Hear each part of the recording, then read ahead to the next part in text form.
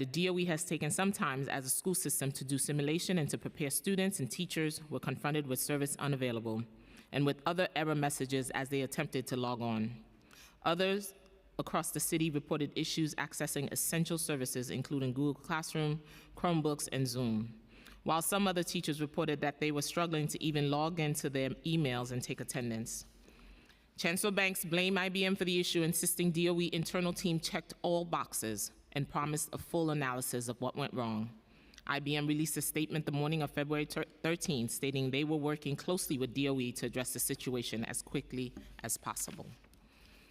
In the meantime, it had been reported that while DOE alleged they ran practice tests across the system in preparation for a shift to remote learning, IBM was not involved in those tests. Additionally, it's also been reported that DOE had been without a permanent chief information officer for months. While an experienced interim CIO was in place at the time, critics contend that the lack of permanently installed CIO 6 months into the school year contributed to the problem. More recently, February 23rd, it was reported that Intech Kabab, if I mispronounce, forgive me, Shakil, who served as a CEO at the City Law Department, would join DOE as its CIO on February 26. At today's hearing, I look forward to welcoming the new DOE CIO. Additionally, the committee is interested in understanding how DOE prepared to pivot to remote learning and how potential issues were overlooked in that preparation. The committee is also interested in learning how DOE will address these issues for the next time it plans to go remote, as well as any backup plan that may be put in place. Is he here? He's not here. All right. I'd like to thank the committee staff as well as my own staff for all of the work they put in for today's hearing. I'd like to remind everyone who wishes to testify in person today that you must fill out a witness slip, which is located to the desk of the Sergeant at Arms, near the entrance of the room, even if you're already registered in advance. To allow as many people as possible to testify, testimony will be limited to 3 minutes per person, whether you're testifying on Zoom or in person. I'm also going to ask my colleagues to limit their questions and comments to 5 minutes. Please note that witnesses here in person will testify before those on Zoom. I would like to acknowledge my colleagues that are present: Councilmember Dinowitz, Councilmember Narcisse, Councilmember Lewis, Councilmember Sanchez, Councilmember Hanks, Councilmember Hanif, and Councilmember Lee. Now, without any further, I'd like to turn our first witness panel. I will turn to Committee Counsel Nadia Jean-Francois to administer the oath. Good afternoon.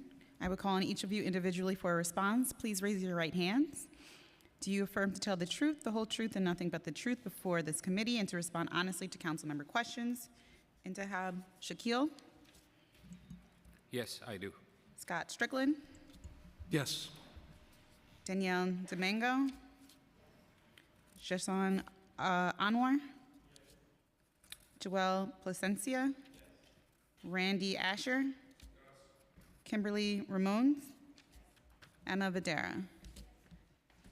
Thank you so much. You may begin your testimony.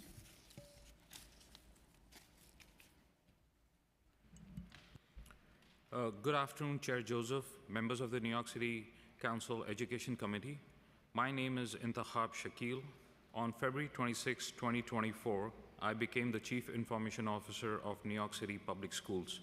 In this capacity, I oversee New York City Public School Division of Instructional and Information Technology, and I am responsible for application development, cybersecurity, school planning, and modernization, and infrastructure teams that serve over 1 million students and staff of New York City Public Schools, as well as our families.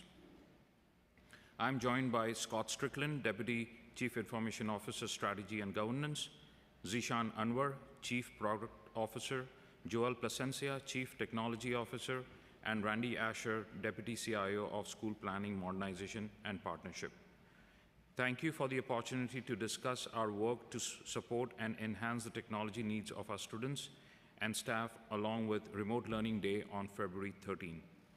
I would like to thank Chair Joseph and the Council for continuously advocating for students of New York City and funding our technology efforts. In my new role as CIO, I look forward to working closely with the Council on behalf of our school communities. Since this is my first time appearing before this committee, I would like to share a little about my background. With nearly 25 years of service to New York City agencies, including over 2 decades with New York City Public Schools and recent tenure as Chief Information Officer at the City Law Department, I bring a depth and breadth of experience to the table.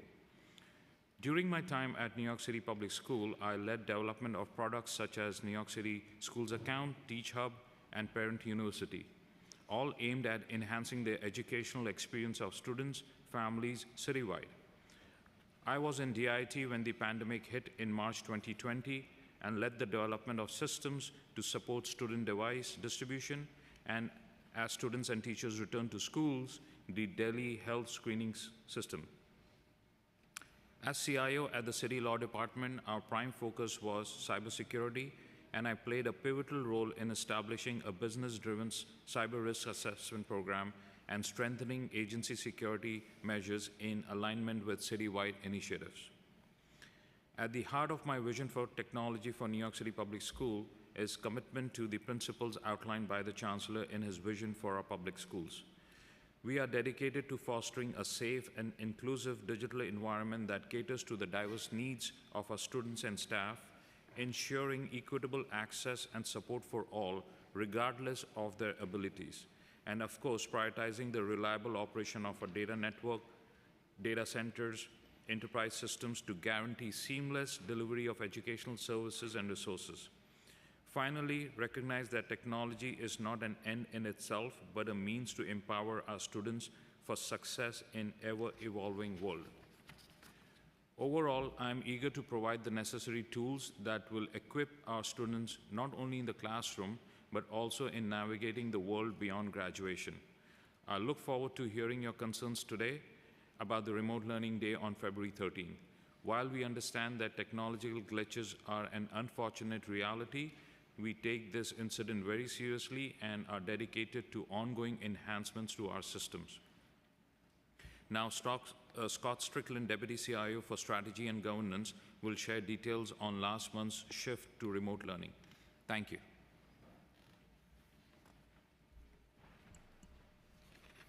Good afternoon, Chair Joseph and members of the New York City Education Committee. My name is Scott Strickland, Deputy Chief Information Officer, Strategy and Governance for the Division of Instructional and Information Technology in New York City Public Schools. From this past fall until last week, I served as the Acting Chief Information Officer for New York City Public Schools. On behalf of Chancellor Banks, I thank you for the opportunity to testify today. In addition to CIO Intikab Shahil, I am joined by Zishan Anwar, our Chief Product Officer, Joel Placencia, our Chief Technology Officer, and Randy Asher, our Deputy CIO for School Planning, Modernization, and Partnerships. Before I begin, I would like to thank Speaker Adams, Chair Joseph, and the entire Council for your advocacy on behalf of New York City school systems, students in meeting their needs in a digital age. I'm here to provide testimony regarding the steps the New York City Public Schools took in preparation for the Remote Learning Day, our experiences during the first citywide Remote Learning Day since COVID on February 13th, 2024, and the actions we have taken in response to the challenges students and teachers encountered that morning. I want to emphasize our dedication to ensuring the smooth operation of our systems and services, particularly during remote learning periods. While we strive to minimize disruptions, it is important to acknowledge that we cannot guarantee that outages will not occur. However, what we can assure is our commitment to respond promptly and effectively to any issues that may arise. I know how frustrating it was for many students and families who experienced delays when logging in for class, and we are sorry we did not prevent this issue from arising. What do we do to prepare the schools to pivot to remote? This year, New York City Public Schools began preparing to pivot weeks earlier than last year in anticipation of inclement weather. 3 anchor documents were developed, updated, and shared broadly across the agency. The first was our Emergency Remote Learning Plan, required by the New York City Department of Education, outlining a plan should the New York City Public Schools have to pivot to remote learning. The second was a Digital Classroom Labor Agreement, requiring all teachers to establish a digital classroom by the end of September. And third, annual updating of the principal assessment for school readiness to transition from in-person to temporary remote learning checklist on our InfoHub page, which houses all guidance and resources for remote learning that all New York City Public Schools educators can access. Beginning in October 2023, we identified 3 priority areas to ensure schools would be ready to pivot to remote. First, students would have access to a working device. Second, students could log into their digital classroom. Third, teachers have set up their digital learning.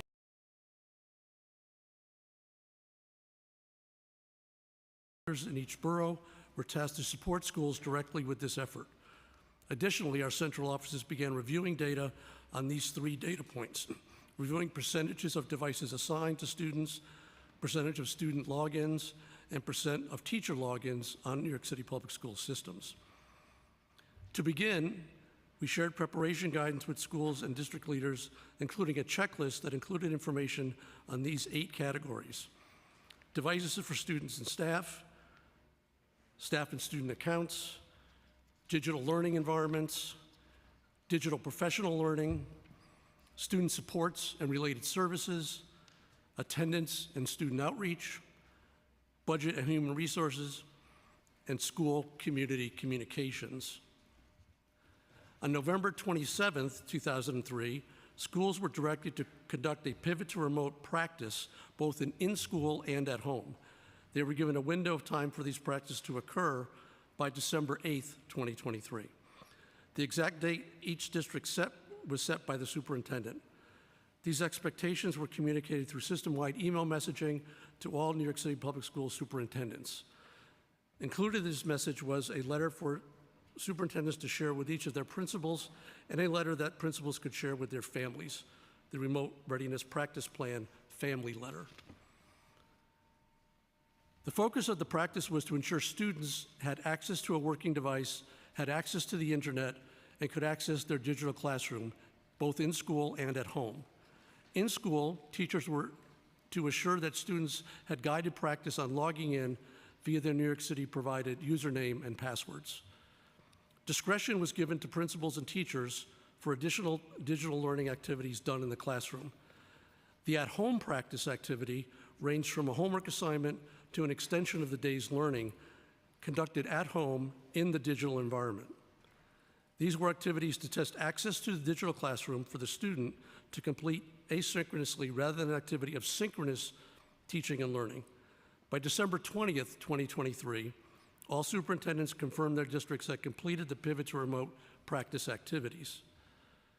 During this fall and early winter, to this day, New York City Public Schools regularly communicated and collaborated with superintendents regarding device and account access, including these 5 things: ensuring superintendents knew what to do about centrally distributed devices not assigned to students and student accounts with no logins, requiring schools to inventory and assign devices to students, distributing all central devices to schools that requested them, a total of 700,000 central devices from April 2020 to December 2023. Number 4, helping principals gather information about home devices to ensure students' needs were known and accounted for. A total of 50,000 students indicated they had a device at home that could support remote learning. And we sent clarifying messages to principals on January 3rd that they could send school devices home for a pivot to remote day. Additionally, we worked within the New York Public Schools and our partners at New York City Emergency Management to improve our own internal communications and decision-making processes to ensure we could have an early and clear notifications to schools and families in the case of a remote day. February 12th, the day prior to the remote learning day. Once the decision was made on February 12th to pivot to remote learning, DIT notified relevant vendors, including IBM and Nagaro, who runs our service desk, to ensure they were prepared to support the hundreds of thousands of students who would be logging in to learn, as well as our tens of thousands of teachers and central staff and support staff. We held a meeting with superintendents to announce a weather-related system-wide pivot to remote learning for the following day and to ensure districts were prepared for the transition.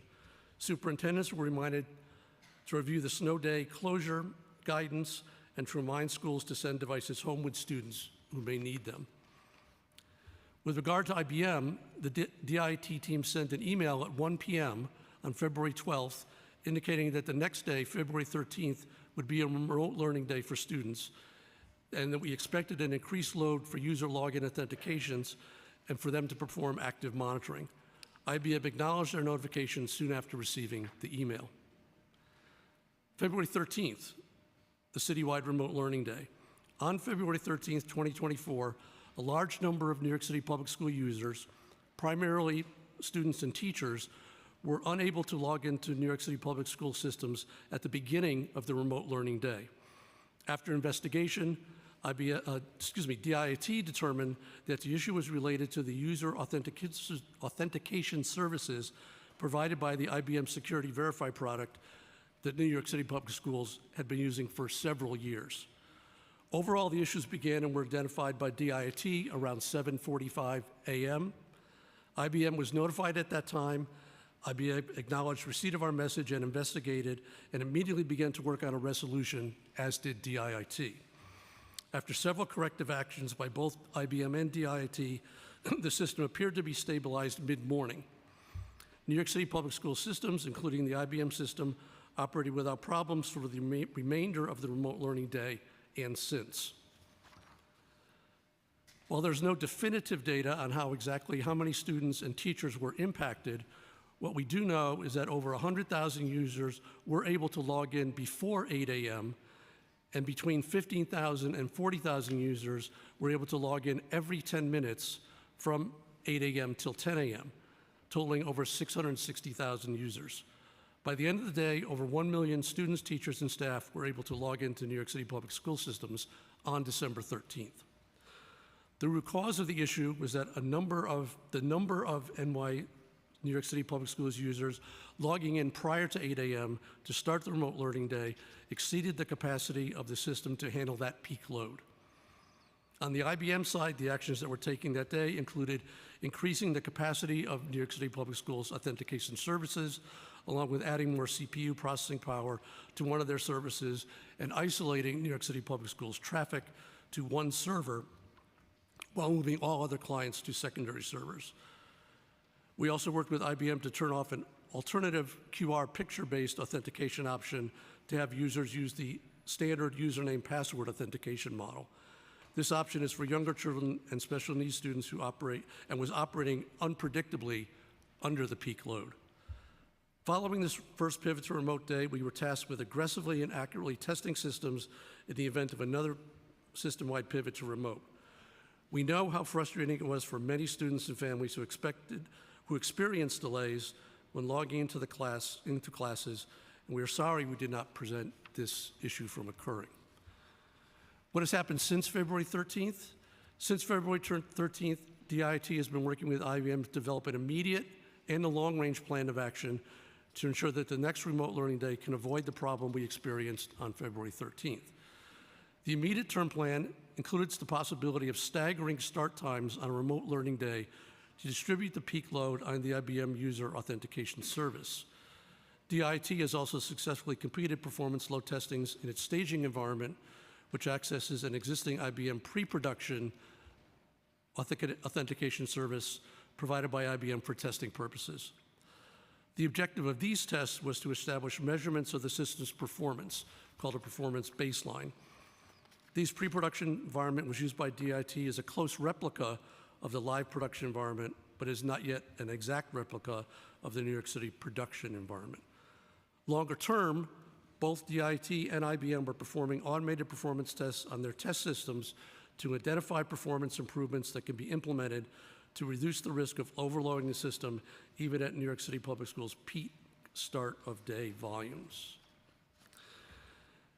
In the past, while tests in all of their districts, we did not conduct a load test where all students and staff attempted to log in at the same time. This would have been a substantial undertaking that would have disrupted school and/or families and staff time at home. That form of testing is also not an industry standard in terms of performance testing. An industry standard is automated load testing in a non-production environment, as noted above, similar to what we do for our other systems. We are continuing to consider the best way to test all our systems going forward. As noted above, we are working with IBM to ensure we do all the automated load testing we can to ensure readiness. Once again, we regret the problems caused by the issue with this IBM system capacity. We value IBM for their rapid and effective response to the problem and for being a long-standing partner that clearly prioritizes our students and families. In conclusion, New York City Public Schools and IBM recognize that the start of the remote day did not go smoothly, and both teams are working together to minimize the possibility of this occurring again in the future. Our students, family, and staff deserve better. We appreciate the opportunity to speak to you today. Thank you. Thank you. I'd like to acknowledge our public advocate, Jumani Williams, Councilmember Brewer, Stevens, Krishna, and I'm going to turn over, before I start with my questioning, to public advocate for his testimony. Thank you so much, Madam Chair. I appreciate it. As mentioned, my name is Jumani Williams, a public advocate of the City of New York. I want to thank Chair Joseph and the members of the Committee on Education for holding this important hearing, and for New York City Public Schools for being here. This is my opening statement. In 2020, New York City students experienced an unprecedented disruption in their learning due to the COVID-19 pandemic. For the first time, the city's over 1 million students had to switch to virtual learning, and while this was necessary to slow the spread of COVID, we are still feeling the effects today. The sudden dependence on technology to access school deepened education inequities already present in our schools, with low-income students, students with disabilities, ELL students, and students in temporary housing are the most impacted. These disparities are not unique to NYC. A report released last year by UNESCO, the United Nations Education and Cultural Organization, found out that there was a worldwide problem. The disparity between those who have access to the internet and those who do not, known as the digital divide, existed long before the pandemic, but was laid especially bare when it determined which kids were able to go to school. First, I want to applaud the city for providing hundreds of thousands of iPads and other electronic devices to students who needed them during remote learning. The pandemic forced us to address the fact that access to the internet and electronic devices have become an integral part of students' education, and New York City Public Schools now has a reserve of iPads and Chromebooks to distribute to students who need them. Still, many students went weeks or months without access to an electronic device or broadband connection during the pandemic, and troubleshooting technological issues are particularly difficult for families who do not speak English or have limited English proficiency. Many students did not attend school at all for long periods of time during remote learning, and chronic absenteeism has been elevated since the switch to remote learning for the 2020 to 2021 school year. The rate of chronic absenteeism was 41%, and while that number has come down, it remains above rates prior to the pandemic. This cannot be entirely attributed to the way the city handled remote learning. Many students are struggling with trauma experienced by the pandemic, and the transition from being isolated in their homes to return to school is challenging. For students who lost connection during the pandemic, it can be difficult to re-engage them. But many students have been discouraged or left behind, particularly students with disabilities who did not receive all the compensatory services to which they were entitled during virtual learning, and ELL students who were doubly isolated both by classroom, school closures, and by language barriers. In 2020, then Mayor Bill de Blasio announced that students would have a virtual learning days in lieu of snow days, policy that Mayor Eric Adams has continued due to the increased number of holidays on the school calendar. However, when the school experienced heavy snowfall last month and students were instructed to log into school at home, the system crashed, leaving many students and teachers unable to log in to Zoom, Google Classroom, school, email accounts, and even attendance tracking tools.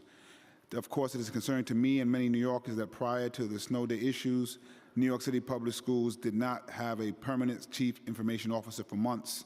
While one day lost to technical difficulties is not the end of the world, COVID has taught us that we need to be prepared to provide our students with the best possible education in any circumstances. I just want to say thank you again to the Chancellor, who were at least accepted that something went wrong, admitted that, and said they have to do different. I wish more people within the administration would do that. I think it would help conversation go a long way. But even to that, I think some of the explanations left a lot to be desired, and I'm hoping we can get some more answers to what happened during this hearing. Thank you. Thank you, Public Advocate. I'm going to yield my time to Councilmember Lewis.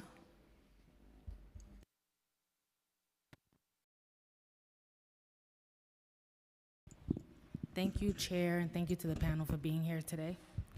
I'm just going to ask all my questions, and then you all can feel free to answer.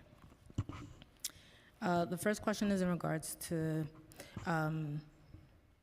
everything's based off the statement, but I wanted to know, what is DOE's process to notify vendors of critical technology support needs, meaning who do you call or email, and what's the process and what kind of acknowledgement is required for that?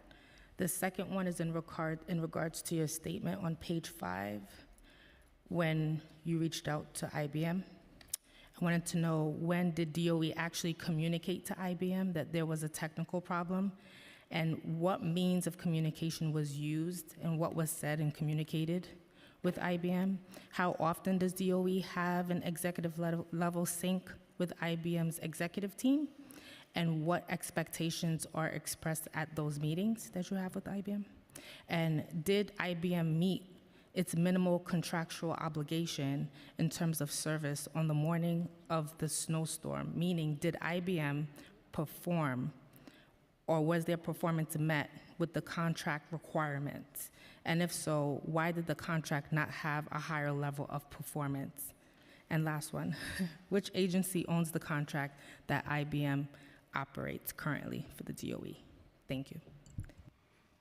I'll try to answer as many as I can. I know that was a lot, but just to provide some context based off your statement, which I thought was fine.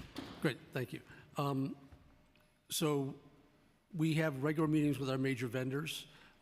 We meet with IBM weekly, I think, and they were aware that this was coming. The exact communication went to them at 1 p.m. on the day before. We sent them an email. Their customer success representative, who we deal with on these kind of issues, acknowledged that. I will say that IBM has asked us to also, in the future, file a service ticket, which then gets into their help desk scenario and gets the right support people lined up. We've actually done that once or twice since. We had threatening weather a couple of weeks ago, and what they've asked for is, if we see something maybe going to happen on a Thursday, put up what they call a proactive ticket in on a Monday and let us know, and then wave it down if it's not going to be a remote day. And we actually have done that. We use Slack to communicate on the morning of. They immediately looked at their systems, and they were already monitoring them and realized that a problem did exist. They were seeing load, all the allocated capacity was being used by our students and staff trying to log in, and they were seeing failures of students and staff not getting accurate responses. The contract is a citywide contract with IBM services that is held by OTI, the Office of Technology and Innovation. What city agencies are allowed to do is purchase from that contract, and they set up a mini bid for resellers to pick the items that we wanted to buy. This was one of the services we buy from IBM. The bid was won by a major reseller, CDW. We issue a purchase order to CDW. They provide the service and use that contract and work with IBM with the reseller agreement to move the money that we pay to the reseller to IBM. And just the last part, do you feel that their performance met the requirement? Good point. This one will get into a little bit of the weeds here. What we buy from IBM is a service called IBM Verify. What the unit of service is you need to buy it in 100,000 user bundles. So we buy 30 of those bundles, so we can have 3 million accounts on their system, each with a unique username and password that supports the logging in. In the description of that service, even though we buy a lot of it, again, supporting 3 million users, the service is indicated that it runs at 400 transactions per second. And that is what it says. Since the beginning of the school year this year, IBM has provided more than that. When the school year started, they provided 1,400 transactions per second. That was the upper limit that we could use. We consume much less than that on a normal day. But on the day that, on February 13th, we had used up all 1,400 transactions per second, still not getting everybody serviced. During the period where IBM was doing corrective action, they moved that up to 2,000, and in fact even tried to go to 3,000. And they've left it at 2,000, and that's where it sits today. All right, thank you. Thank you. So when did the New York City Public Schools enter a contract with IBM and that specific system capacity? Was the When question did you Chair enter the Joseph? contract with IBM, and what's the specific system capacity? Just to follow up on what Councilmember Lewis is saying. When did When did New York City Public Schools? So we do an annual purchase order. I think the city entered in the contract. I think it goes back to maybe several years. I think it started in 2018. We would need to go to OTI to get the exact duration of that contract and when it gets renewed. But we purchase these services from IBM every year through a annual renewal purchase order through the reseller. And you stated that the capacity was at 400. That is the stated capacity in their product catalog for that service, yes. Again, IBM had been providing us more than that in the configuration that we've been able to use. It was at 1,400 in September 2023. It was on that number at the beginning of February 13th, and as problems arose, IBM raised that to 2,000, even attempted to go higher than that as a mechanism to see if we can get more traffic through the system. So during the time the contract was executed, did IBM caution New York City Public School that the system capacity might not be sufficient for the size of the New York City Public School system, given that we have close to 1 million students?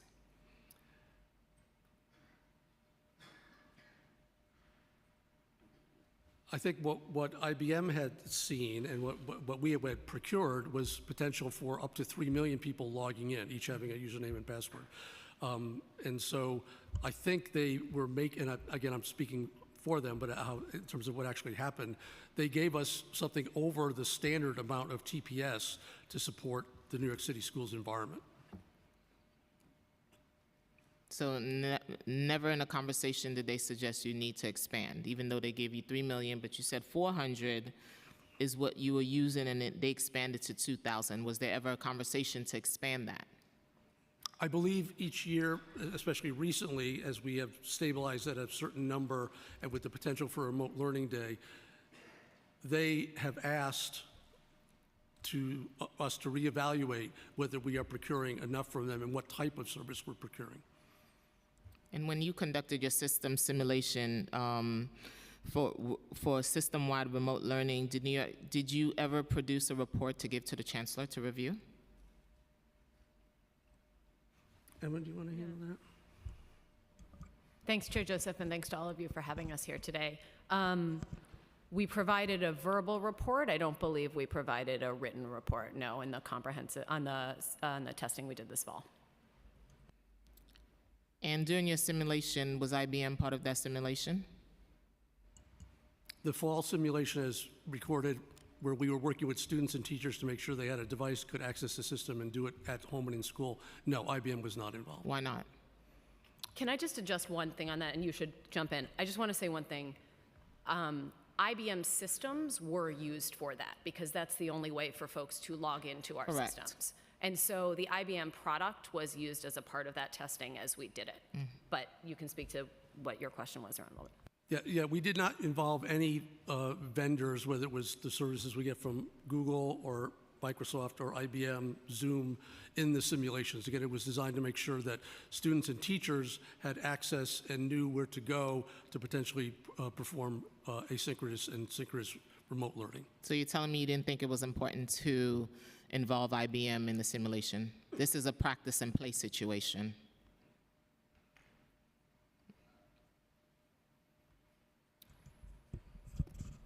I think one of the things we're trying to do now is make sure we prepare as well as possible for the future, and I think both we and IBM can talk about the detailed and extensive work we are doing now. I think what I would say is in terms of the testing this fall, all the systems we use were tested, right? So that IBM system was in use, Zoom was in use, Google Classrooms was in use. We did not proactively notify each vendor and say, we're doing a simulation using your system on these dates between November and December. So the systems were used, but we didn't do that proactive notification of those simulations. We did proactive notification on February 12th for February 13th, but not for the simulations themselves. That's certainly something we're adjusting in terms of our practice going Moving forward, that's what you'll be using, okay.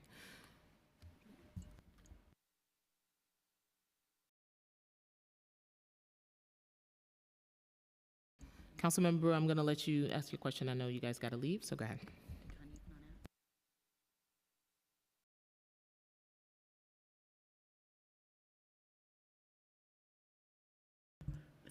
Hi, thank you very much. Two quick questions. In your testimony, you said something about staggered start time. So my question is, isn't it possible to have all of the students at the same time? Is that something that we could aspire to, or are we going to have to do staggered times? Because to be honest with you, I think staggered times will be very confusing to people, and I would worry that it wouldn't work. Very much appreciate that question. I think we would say from an ideal perspective, we would not have staggered start times, and that is what we in IBM are working very closely to ensure is true as quickly as possible. In the meantime, because we know we need to be prepared for, it's raining out there today, although not that much, I'm told, because we know we need to be prepared at any moment in time for a transition to remote. What we and IBM have determined together and what IBM has recommended to us is that if we have a remote learning day tomorrow, we should be working to stagger start times, which we agree is not ideal from a student and staff perspective, but it's pretty important to us that we get it right if we do need to transition tomorrow. The goal is that that would not be the case and that we would be able to have uniform start times or the start time school one across the system. All right. And the other quick question was, there was something, maybe I missed it, about students who are either, District 79, District 75, something in here, I couldn't really understand what you said, how they were or were not impacted by all of this. They're obviously the most challenging and need the most support. Yes, I think the mention was we have developed a alternate way for those students to log in if needed. Normally you put in a username and a password. What we have for those students is a username, and then the comeback is pick the elephant or the cat. But they couldn't use it this time, is what you're They saying. were using it when it was determined by us, between both IB and us, that that system was acting in a way that was potentially affecting everybody. We took that function out of the system. Okay, so they weren't able to log on at all for this particular day. Is that what you're also saying? No. All right, so there's a lot to, go ahead. Can I just try and answer the question? I appreciate the question, and I just want to acknowledge that I think all of us are aware remote learning is not the best experience broadly, but particularly for those students, and it's especially important to get it right.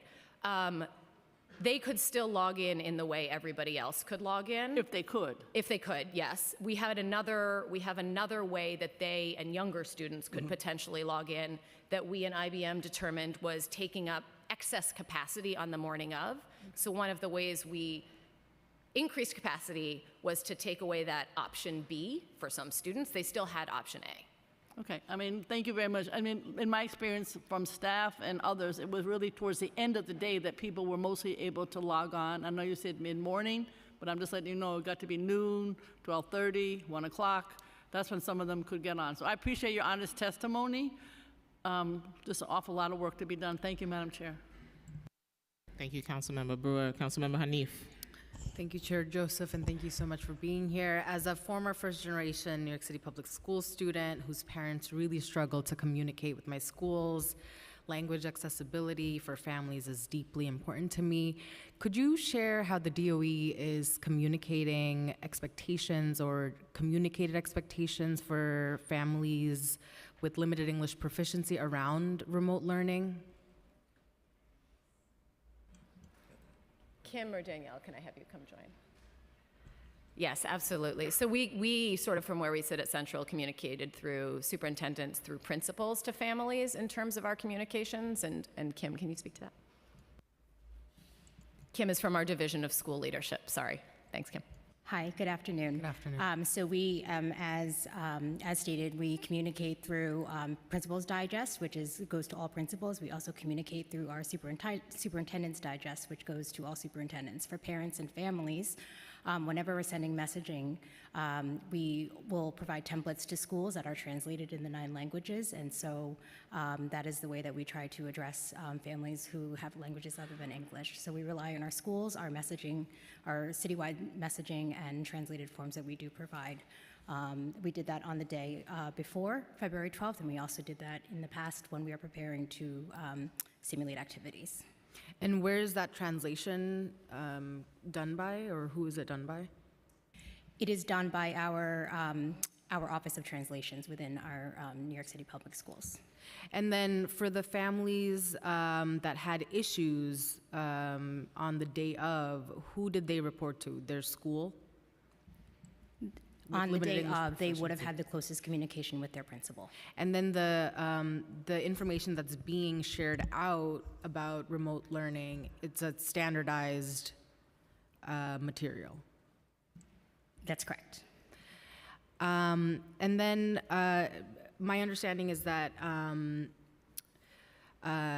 the DOE distributed hundreds of thousands of internet-enabled devices to students to support remote learning ahead of February 13th. How many students in the public school system still lack access to devices and internet access?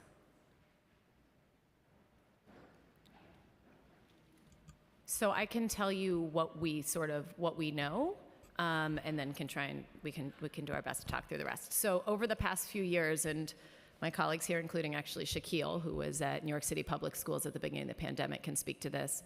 Over the past few years, we've distributed about 700,000 devices to students in our system. And we had a lot of them. I heard the public advocate mention this. We've now pushed those all out into the system. So actually, as part of our preparation for remote this year, we pushed out all the rest of those devices to schools who requested them for the families they saw. So that's one of the things we've done to put devices out. In addition to that, and I'm calling on Joelle to check me if this is wrong, schools have a number of their own devices. In total, over 1 million of their own devices, we think, that sit with school, and we think, meaning that's what we can track, that sit with schools. So in total in our system, there's about 2 million devices between schools and families. One of the things we started doing actively this fall, which Scott referenced and which others could speak to as well, is as part of preparation to remote, we actually started doing far more aggressive. What do we know about who has devices, who doesn't, how we can push out that last small set we have centrally to make sure they're in people's hands.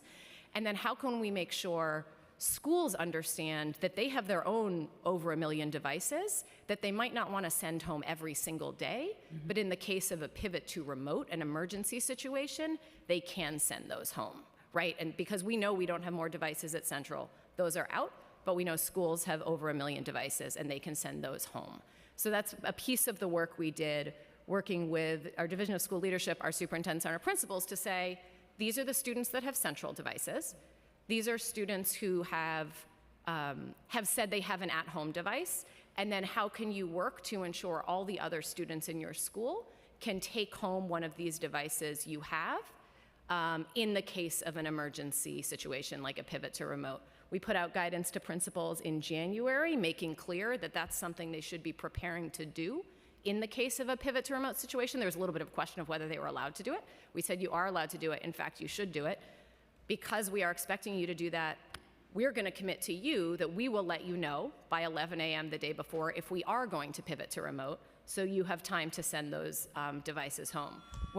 So is it right to say, I'm sorry that my time's running out. Is it right to say that all students have a device? Or a school could send one home in this situation. So yes. right now, as it stands, every student, either from the DOE or the school, has a device.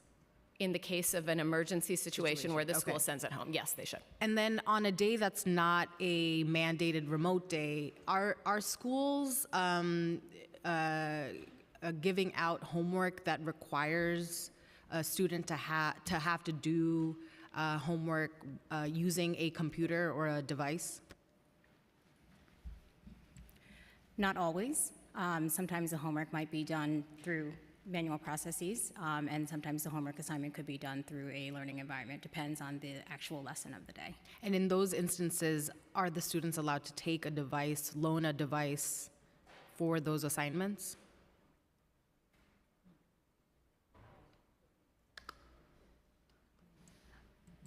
I would need to check on what schools are doing in terms of on the day-to-day for that. Okay. And then I know that the shift for like getting updates about the school for parents has also transferred over to like a digital interface. Is there training being done for parents by schools as standardized so that limited English proficient families can also be able to use and understand the happenings of the school, the PTA, et cetera?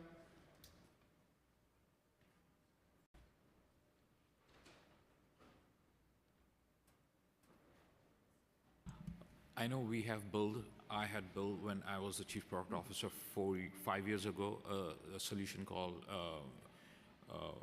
Parent University. So this is an important tool where parents can log in and get trainings on multiple options, including what you're talking about. I don't know the details about which program is currently being offered in this particular tool, but this is meant for exactly that purpose, as you're saying, to provide training to parents online through a portal that we had built. It's called Parent University. And I think the one thing I would add, and forgive me if this is wrong, I think what you're referring to is our messaging application that we've made available to schools. And that does include translation capabilities in it and preset messages with preset translations as well. Just to be clear, that's something schools can opt in to use. It's also something some schools are continuing to use what their previous method of communication was. Yeah, I bring this up because I know that parents who are in my community and are from the Bangladeshi community and speak, read, and write Bangla have struggled with the DOE's materials that are being distributed in Bangla and are just like, this is incoherent and illegible. And so I worry about the translation being done that from when I was in school that was not readable to now when we have a workforce that could be built from our communities is still not readable. It's like, it's unjust. It's not okay that we're still here. We should be striving to be able to make sure that every single parent in a city that has over 200 languages spoken doesn't have to suffer through this, that every parent, every family that speaks another language understands what is going on in their school, particularly on a day that their kid has to go remote. Deeply and completely agree. Wasn't aware of the issue in terms of the Bangla translation. So we don't have our language access office here. I hope they are aware. We will go back and check on that. And finally, yeah. Chair, how big is the Office of Translation? I don't have that number in front of me, but we can follow up with you. Thank you. Thank you, Chair. Just a quick follow-up. The devices that go home to these students, are they Wi-Fi enabled? Yes, they are. All devices are Wi-Fi enabled. All of the devices are Wi-Fi enabled. Thank you. I'd like to call on Councilmember Sanchez, followed by Dinowitz. Thank you so much, Chair. So my question is about the attendance rates across the city in the end, right, after what we know now. So preliminary data showed that student attendance on remote learning day was about 80.4%, which was about 7% lower than the prior day. Can you give us the final number? And you probably don't have this today, but specifically interested in the attendance rate by district, and in particular looking at the lower income districts like District 9, which I represent in the Bronx. Yes, we don't have the by district data today, but we can absolutely make sure we get that to you. In terms of the final attendance when all was said and done, so including the rolls that came in the next day, it was 82.9% for the day with 99.6% of data accounted for. And we'll follow up with the district information. 9. 82.9%. Okay. Thank you. Thank you. That's all, Chair. Thank you. Councilmember Dinowitz, you're next. Thank you, Chair. Good afternoon. I think you said it earlier, your contract with IBM began when? So the contract, legal document between a city entity and IBM is with OTI. They have a master contract. DOE purchases services from that contract every year.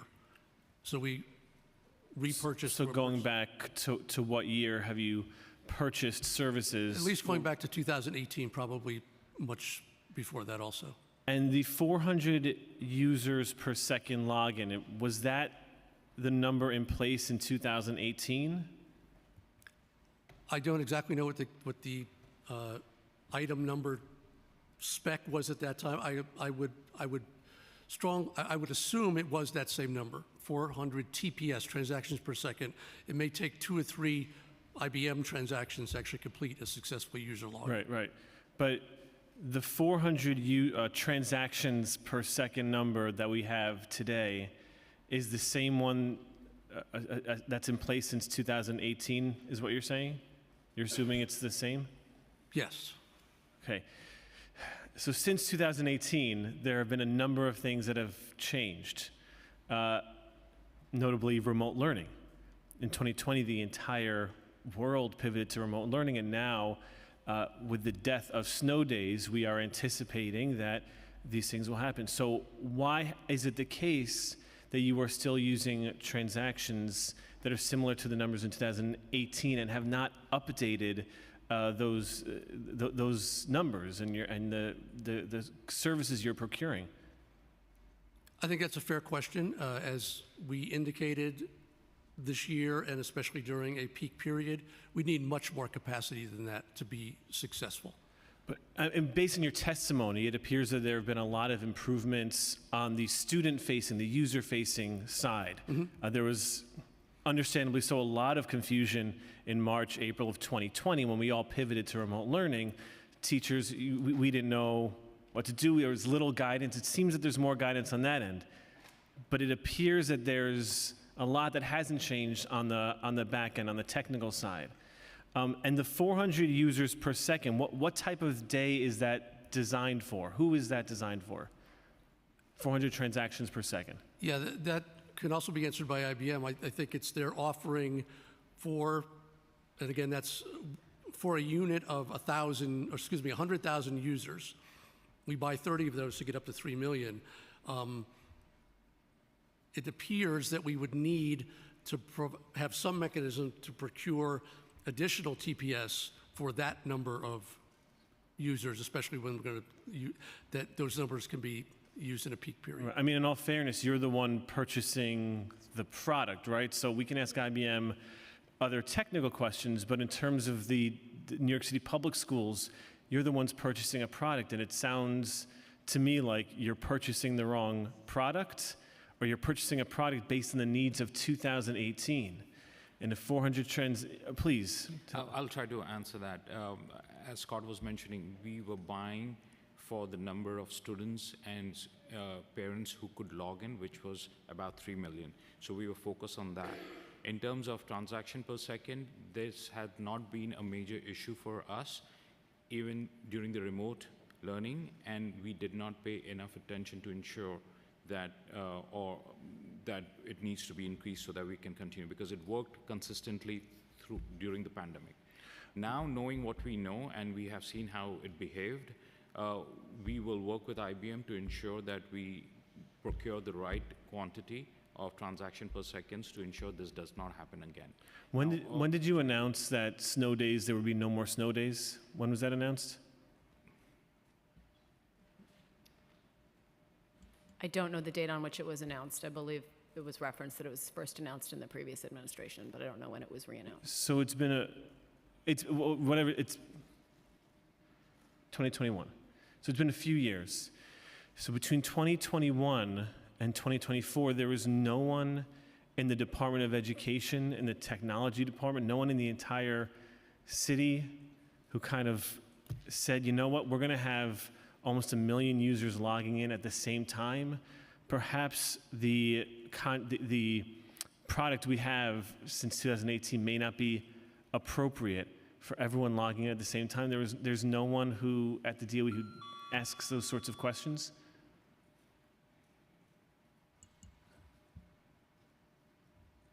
Again, we were procuring a service from IBM that we were paying for the service to support 300 million users. I'm not sure that either IBM or we knew exactly how it would perform if we had 200,000, 300,000, 400,000 users logging in, trying to log in a very condensed period of time. I would just, I don't even know how to respond to that. I mean, the point is, shouldn't there be someone who says, you know, it's a snow day and all schools in New York City start at around the same time? I think they're all going to log in at the same time. Shouldn't we be preparing for that possibility? But there's no one at the DOE who asks those sorts of questions. It could be a parent who knows that all schools start at roughly the same time. That person doesn't exist at New York City Public Schools? I think I'd say a few things. I think, first of all, I would say, and I hope you heard, that while we are deeply regretful about what happened and are committed to working with IBM to make sure it does not happen again, we did undertake a series of work over the past few months to be as prepared as we could in as many ways as we could. We did notify our vendors that we were pivoting to remote. We and they have an understanding of what our system load is. We appreciate now that in terms of this one precise issue, we collectively need to work on what the correct transactions per second are for enough of our students to be able to log in at the same time. And then, in fact, now that we are working together, it looks like for the time being at least, that needs to be staggered to ensure the systems can handle it. So that's what we are trying to do going forward. We are here and we've said that we are trying to do this better for the next time, and that's what we're doing. The one other thing I would flag, and IBM can speak to this more, not trying to kick it to them, is IBM has been providing us with more than 400 TPS for in the past as well. So since the beginning of the year, we were actually above that allocation as well as last year. So we weren't actually functioning in the particular technical environment that there was. That's something regardless we need to work on going forward together, right? And that's true. We weren't at 400, we were at 1,400 since September. We don't know what sorts of problems will exist in the future. That's why we are counting on you to anticipate those problems and prepare for it. Again, based on your testimony, it appears that you've prepared the students and families for it, but we are counting on our city agencies, on our Department of Education, our public schools, to prepare on the back end for the things that are unforeseen, that we don't always know is going to happen. That's your job, and that's what we are counting on you to do. Thank you, Chair. Appreciate that. That's what we're here for, and I would say we can speak about this more in terms of the load testing we are doing now ourselves in our current environment, the load testing we are doing with IBM in our environment with them going forward to ensure that's exactly how prepared we are going forward. Thank you. Sorry. Well, thank you for that. Has IBM ever recommended to increase the contract, and how much more would that cost New York City? As we mentioned earlier, I think especially recently, they've indicated that there should be a contract change so that more capacity can be offered to the DOE on a consistent, fair basis. I would expect that may cost more money. IBM may be able to talk about what that might look like and what type of product or service they could offer, especially to handle these peak periods, which don't happen every day, but do happen at a very large level, potentially 3 or 4 times a year. And I would say to that, I would also assume it would cost more money. The truth is IBM has made recommendations to us in terms of what they think should be in a new contract that they can speak of, because our teams have not worked through the details together yet. We will, of course, but as a result of that, we don't know the precise cost of auto-scaling or whatever else is recommended. Was this recommendation made prior to this snow day, or was it done after? The recommendation I'm speaking of was a recommendation to turn our TPS to auto-scaling, which these guys can explain better than me, but is basically what it sounds like, and that's a recommendation that was made last week specifically, and we'd expect our teams to work through it together. And auto-scaling would automatically adjust to the needs as the bandwidth expands, correct? That's what we have heard, but we have to go through proper testing and validation of these before we agree on the terms of the contract and what we need. So that work is still in progress. Thank you. Councilmember Shaker. Good afternoon. Thank you, Chair Joseph, for this important hearing today, and good afternoon to you all, too. Thank you for your testimony. I just wanted to clarify a couple things. I mean, first, just to be clear, so the contract from 2018 has stipulated in it 400 transactions per second, right? That's what's currently in place right now at the DOE? That's what the contract says, yes. The IBM has been providing more. Right, and that contract is in existence, right? It continues in existence right now, right? Yes. So currently, given, as Councilman Dinowitz said before too, a global pandemic, everyone logged on, in this current moment, as we speak right now, the contract with IBM is still for 400 transactions per second. Correct. In other words, if there was another snow day, let's say tomorrow, or some other disaster, per the contract, it can only account, IBM system with you all can only account for 400 logins per second. That's what the contract number is. IBM has been provisioning more again, 1,400 at the beginning of the year, now at 2,000. Contractually, it seems like there's a possibility they could take that down, but I think for our mutual benefit, we're going to get that number so that we... Right. It's just very concerning that that is where the contract is right now, and I get they can do more on an ad hoc basis, but the fact that we're talking about 2018 numbers when the whole world has changed since then, and this could happen again in terms of another snow day or another day where children are home from school, it's a bit concerning that we're still at the contractually required number is still 400. What you may have mentioned this before, and I may have missed it, but so the contract requires 400 transactions per second. How many logins happened that day on February 13th? By the end of the day, over 1 million. But how many happened in that morning itself when the whole system shut down? So we have a kind of a graph of what the successful logins were over time. Right before the user started getting error messages, the system actually processed 100,000 successful logins in 10 minutes. When it got overloaded, that number dropped. It never went to zero. It never crashed and stopped working. And it was anywhere between maybe 15,000 to 40,000 every 10 minutes.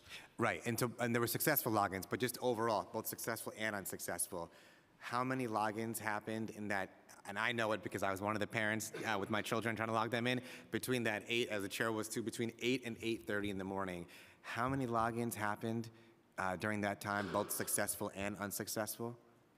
So we don't have the unsuccessful number because it's not recorded anywhere. We do have the successful number, 100,000, then it dropped to maybe 20 or 30,000 per 10 minutes soon after 8 o'clock. Right. So it's not, I mean, that number is obviously much lower than what the actual number was, given that there were many unsuccessful logins that weren't recorded. So just to paint it very clearly, 400 required by contract and well over 100,000 at that time. Which raises a very concerning, and I get, you all are refining and adjusting as you go along, but there is a chasm between what the contract requires and the actual login rate. And the fact that we're now in 2024, and 6 years after this contract went into effect, such a large chasm exists between what's on paper and what happened in reality is really stunning. But another question I had was, since it was right before the snow day preparation, I think Chair Joseph asked this question as well. So there was no actual consultation with IBM or snow day preparation with IBM where they were involved before the actual snow day happened? So they were not involved in the tests that we're preparing our students and staff and administrators. Their service had run fine, as well as our services from all of our other major vendors. But why was that? Why were they not involved, given that they managed the whole system?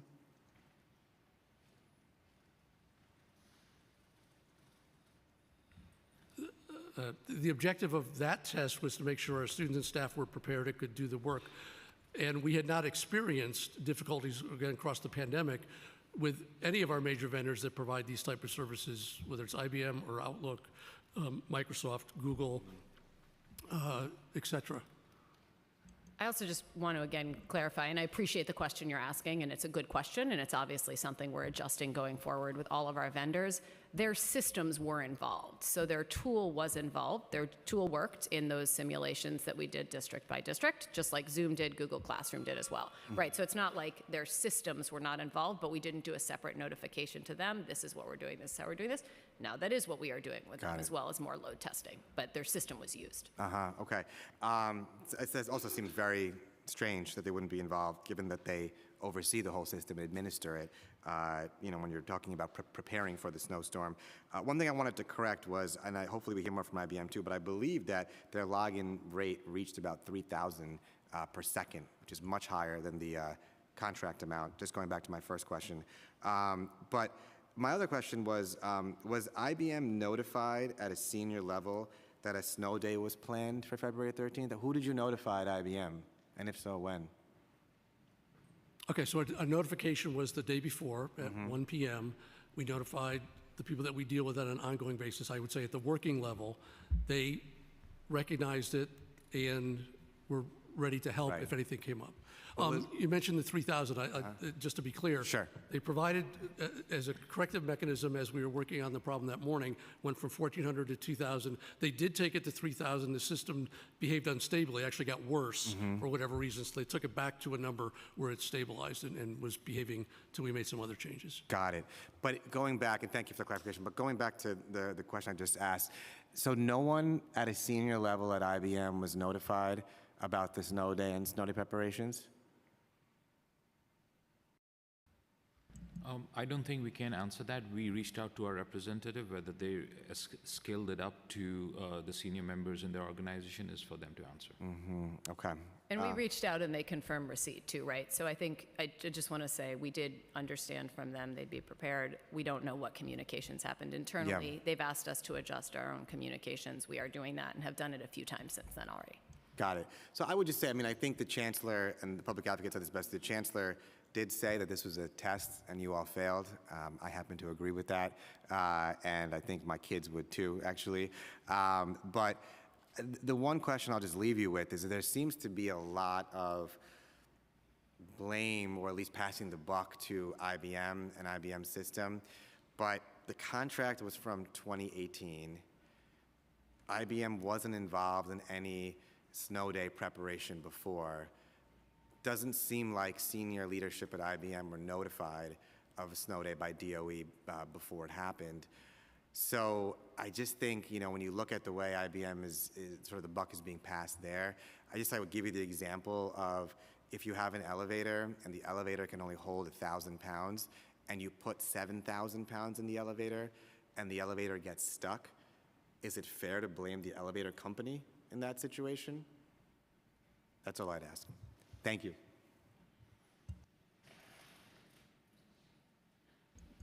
Thank you, Councilmember. Councilmember Gutierrez. Thank you, Chair. Hi, y'all. Thank you for testifying. I got here a little late, so I apologize if you've already answered some of these questions. And actually, Councilmember Krishnan addressed a lot of the communication questions.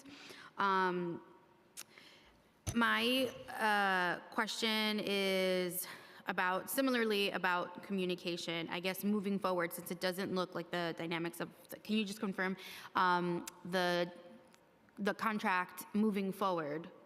Will it be adjusted, or have you found that there is no need to adjust the 400,000? I'm sorry, the wrong terminology.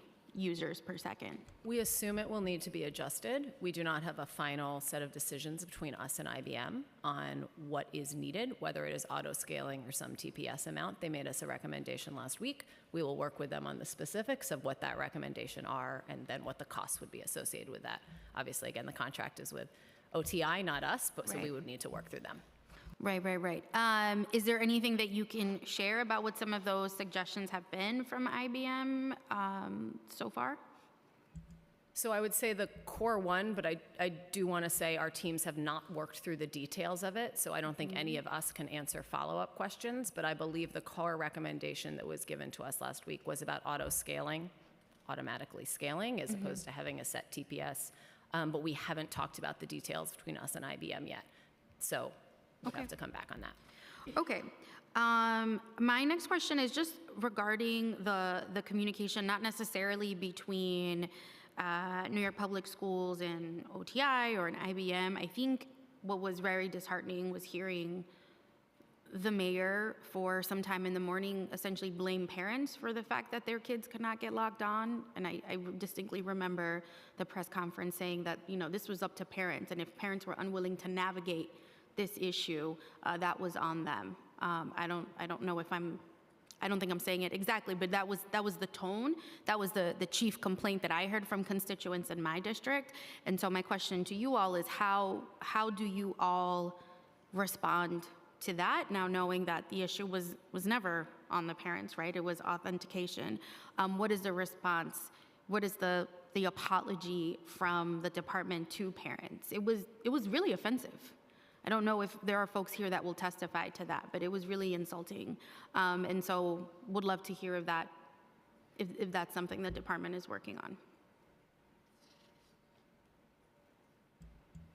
So We are here in part because we are really sorry about what happened for students and families that morning and doing a lot of work to try and ensure Yeah, ourselves no, I know. that it I doesn't get it. happen again.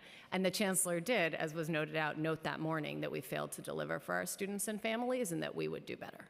But I'm specifically asking about the comment that this was parents' failure to navigate. That was what the mayor said. Is there any response to that?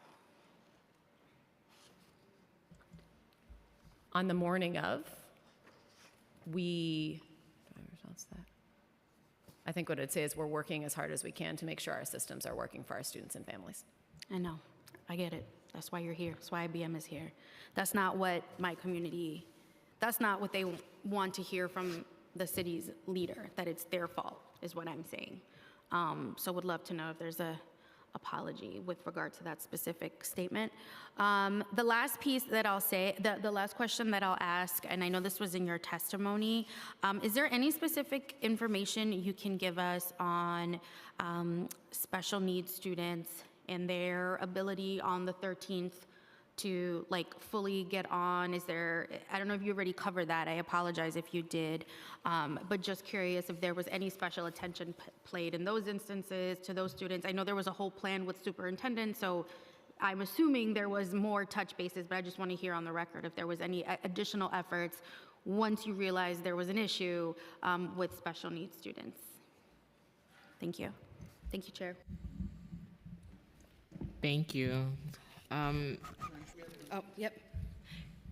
Good afternoon. Thank you for having me here today. So one of the things that we could say is that our schools, our superintendents, principals, and teachers did a tremendous job in making sure that the needs of the students in each particular school were met. So in terms of any student, when we did our tests to make sure that students could log on, both in school and at home, any child that was having difficulty, either school leaders or teachers would reach out to the students and their families to make sure that they were ready to log on that day. But on the 13th, were you able to assess if that was the case, specific to special needs students, or you don't know? No, we don't have that data specifically, but principals I know, and teachers as well. As we were getting access, we were logging on right away, and teachers and leaders were reaching out to families that may have had issues. Each school has what's called a SPOC, which is a point of contact for families and other members of the community to reach out if they were having difficulty logging into systems. Thank you. And I also had noticed that day that they were putting out, put in tickets for Do It. How long did it take for Do It to respond to parents who had put in tickets? It was on Twitter. Do I need to pull it up? I don't think we can respond about Do It. You'll get back to me on that? Because parents were told they can put in tickets and Do It to OTI, and they would get a response. What was the turnaround time on those tickets? Does anybody know? And you will get that to me. Thank you. How many students and teachers were impacted by the system outage? As we've been discussing, it was not localized to any particular borough or grade level or school or anything of that nature, so all teachers and students may have had trouble logging in on a particular day. We at New York City Public Schools don't have the data on who tried to log in and couldn't. I don't believe IBM does either. They can answer that, but we don't. What we have is the data from them on who could log in. All those who could log in, but not. Okay, and I know Councilmember Sanchez had asked also, even by district, you don't have data as well, or no? Yes or no? We'll have to check on what we can get by district, but we got the question as a follow-up. Thank you. How many staff members managed your Division of Instructional and Information Technology office at New York City Public Schools? Could you list the titles, number of full-time and part-time staff?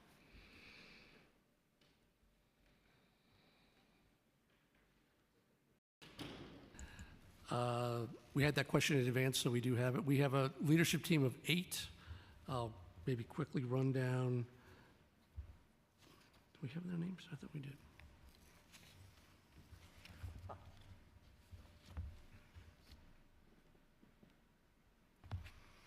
So our 8 leaders are our chief of staff, the Chief Operating Officer that handles finance and HR.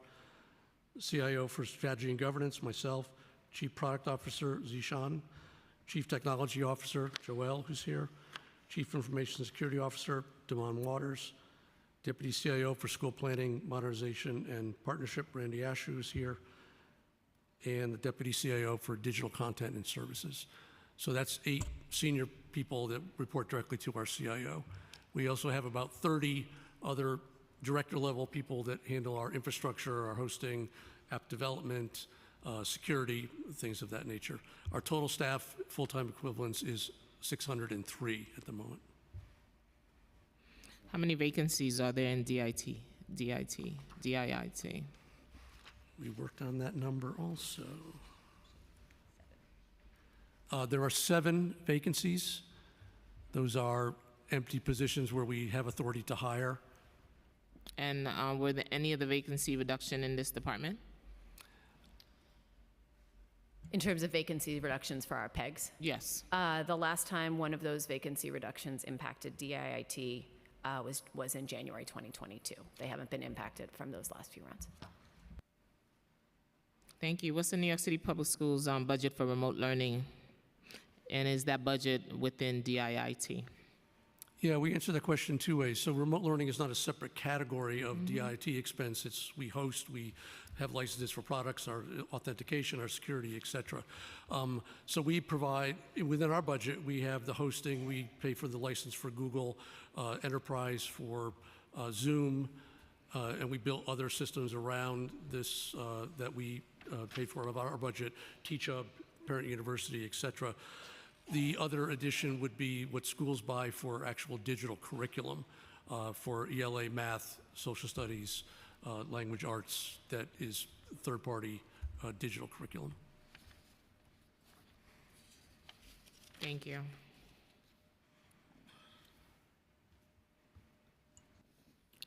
Can you share what were some initial challenges with the remote learning software when it was first launched? Sure. As was mentioned, the first thing we needed to do, which was to pivot to remote in March for the pandemic, which came up suddenly, we wanted to make sure students had access to learning at home. That required us to procure and send devices actually to each student's home.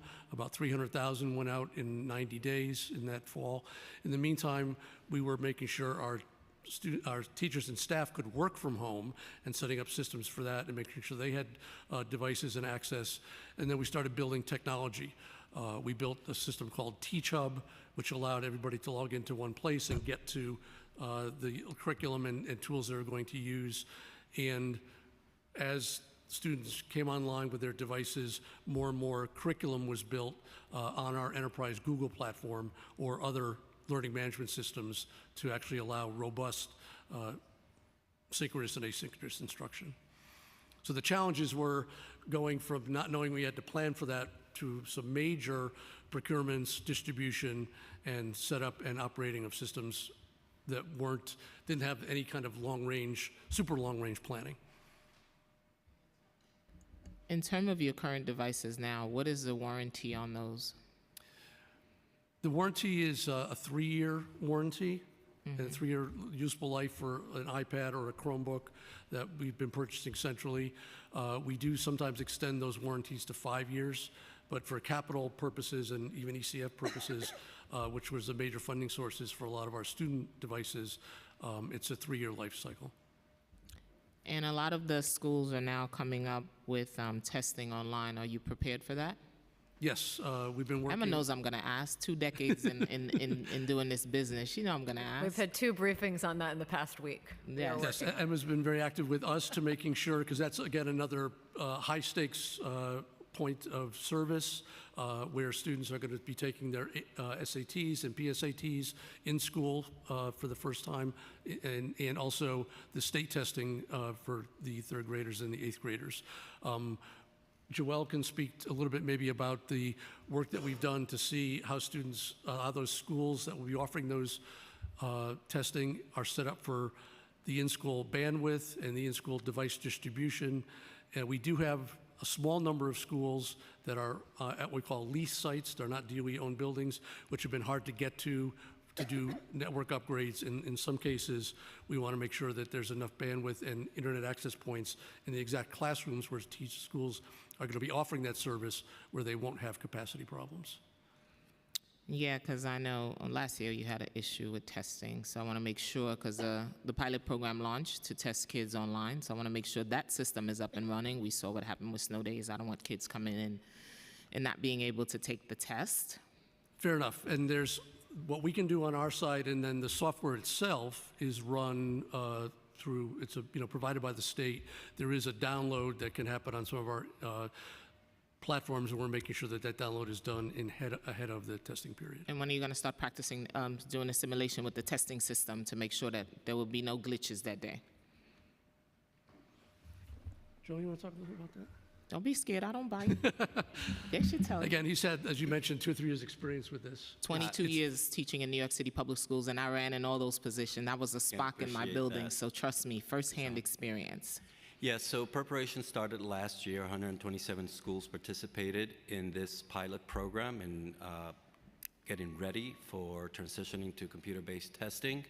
This year, there's been a couple of simulations, the most recent one happening in January, and I think there's another one. And the Office of Assessment is reaching out to the schools who are not able to complete or participate in that simulation to make sure that they have an opportunity to do so before test season begins. And we checked all the schools, the bandwidth and the school systems have been expanded. Yes, so to make sure they can support. Yes, we took a look at the technology for every building, the devices, making sure that the applications that are needed to conduct these tests are installed in those applications, downloaded, working, etc., as well as making sure that we ran those applications through our security and compliance process. And lastly, making sure that the applications requirements for data integration, data exchange is already in place. All right, then y'all won't hear from me. I just want to add that this morning, FDR school conducted 1,600 students on the SAT exams, and the system worked flawlessly. There was no issues with the bandwidth. Okay, thank you. So during the 2022 contract negotiations, did IBM recommend an increase in the TPS? If so, what was their recommendation, 1? And does the DOE believe that the outcome on February 13 might have been different had IBM been included in the system test? So, 2 questions, 2 answers. In hindsight, certainly, I think having IBM know the number of students we have and the number of teachers we have, and they were all going to come in at around 8 o'clock in real numbers, they could have done some calculations and see how their system performed. They could potentially have tested it in advance. So yes, and we are deep into that with them at this point. The other question was, sorry. During the 2022 contract negotiations, did IBM recommend an increase in TPS? If so, what was their recommendation? That was never answered. What was the recommendation? Yeah, I don't know the specifics on that. We will get back to you because I think it's an important item at this point. You mentioned utilizing staggered start time. How would the staggered start time be distributed as borough level, district level? How many users does DOE think would be able to access the system at each staggered time?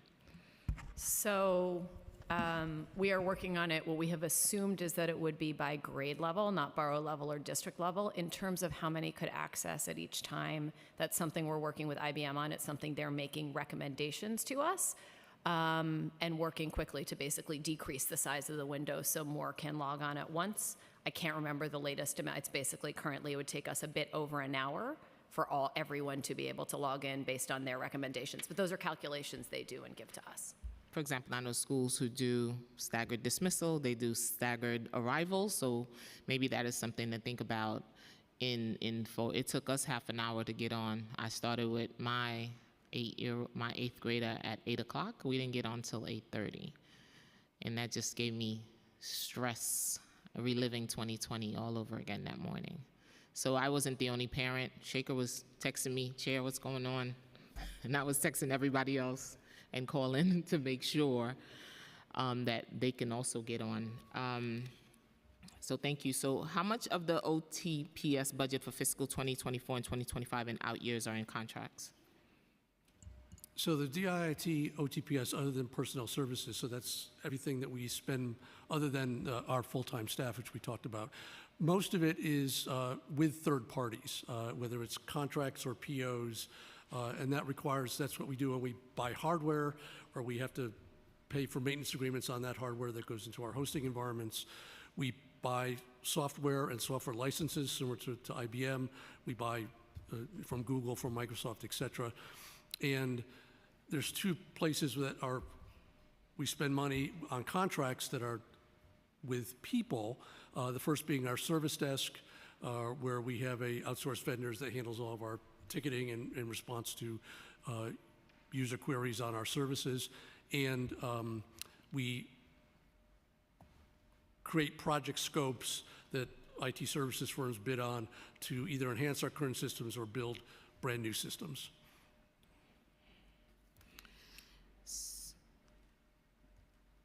So when you created the simulation, right? I know maybe IBM will be able to answer that. Does it ever bring red flag? Does it give you data that maybe there is a problem, and how do you come in and adjust and fix it? Yep, and so simulation, testing has two flavors. Right. When we maybe simulated a remote day with our students and teachers, we were looking to see, did the students know their username and password? Could they get to an assignment? Could a teacher create the assignment and maybe see how many kids actually logged in and responded, that they got to the classroom or actually did the work? So that's a simulated remote day from an educational standpoint. The other thing is, did our systems get tested in a manner that would recognize that they function well, they didn't give errors, and they could handle load? And it's that last one that obviously was a problem on the morning of the 13th. So that work is done through what we call automated performance testing, where you work in a non-production environment and push it to the limit. And at some point, the system will keep performing well as you push higher and higher. And at some point, it starts to either slow down, max out its use of its CPU or its storage, and it either stops or has long response times to get to an answer. That second piece is what we're working on with IBM now, to say, if you provide a certain level of TPS, how much throughput can you get? How many users can come in? How many successful logins can you get? And then if you ratchet that capacity up, what can you get?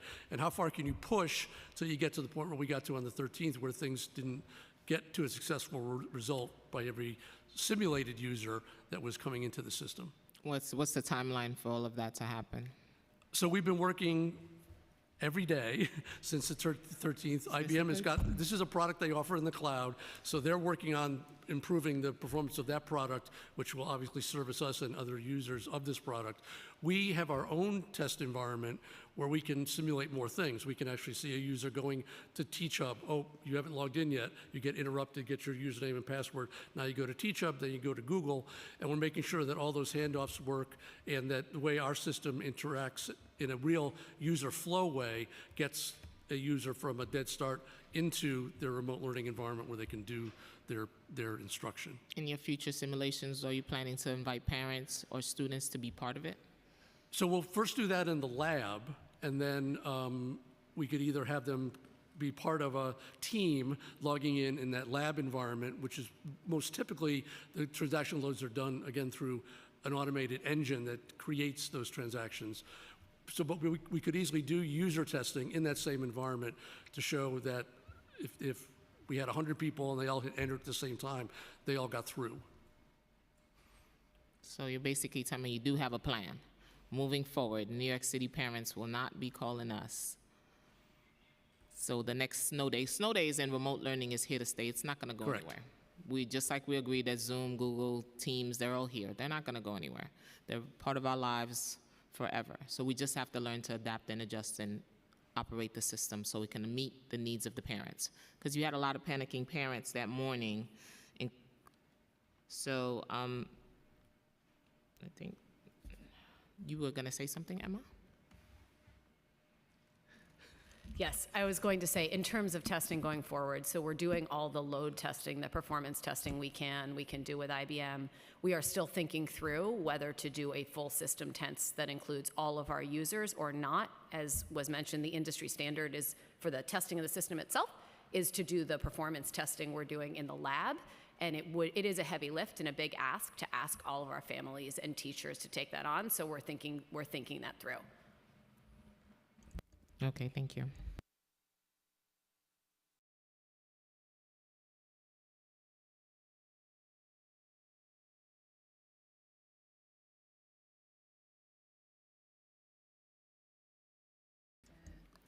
Did students with disabilities receive special education related services through remote instruction on February 13?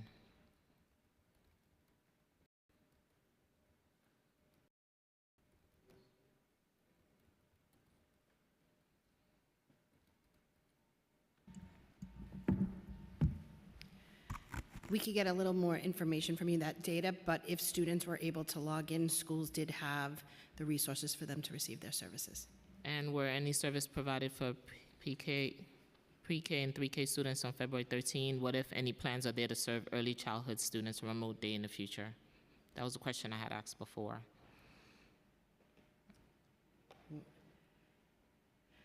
So we do know that schools were instructed to make sure that students had devices and that teachers were working with students to log on, but I can't say 100% that every pre-K or child received that. And is there a plan for pre-K and 3K in the future and early childhood centers? Yes. Okay. They want to know, they want to make sure they're included in the plans.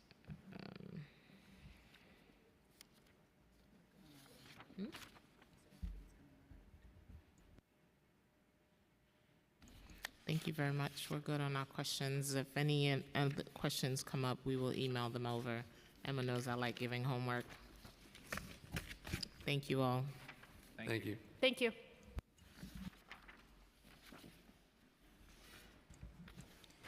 Thank you so much to the administration for their testimony. We will now turn to public testimony. We will be limiting public testimony today to 3 minutes each.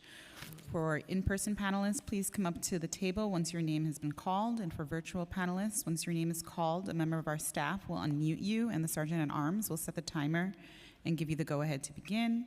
Please wait for the sergeant to announce that you may begin before delivering your testimony. Our first panel will be Vanessa Hunt.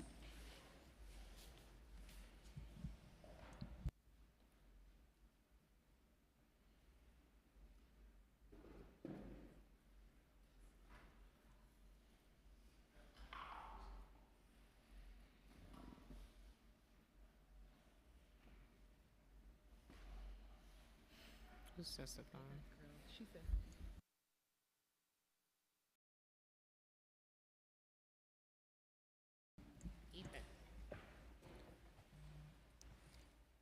You may begin your testimony, Vanessa.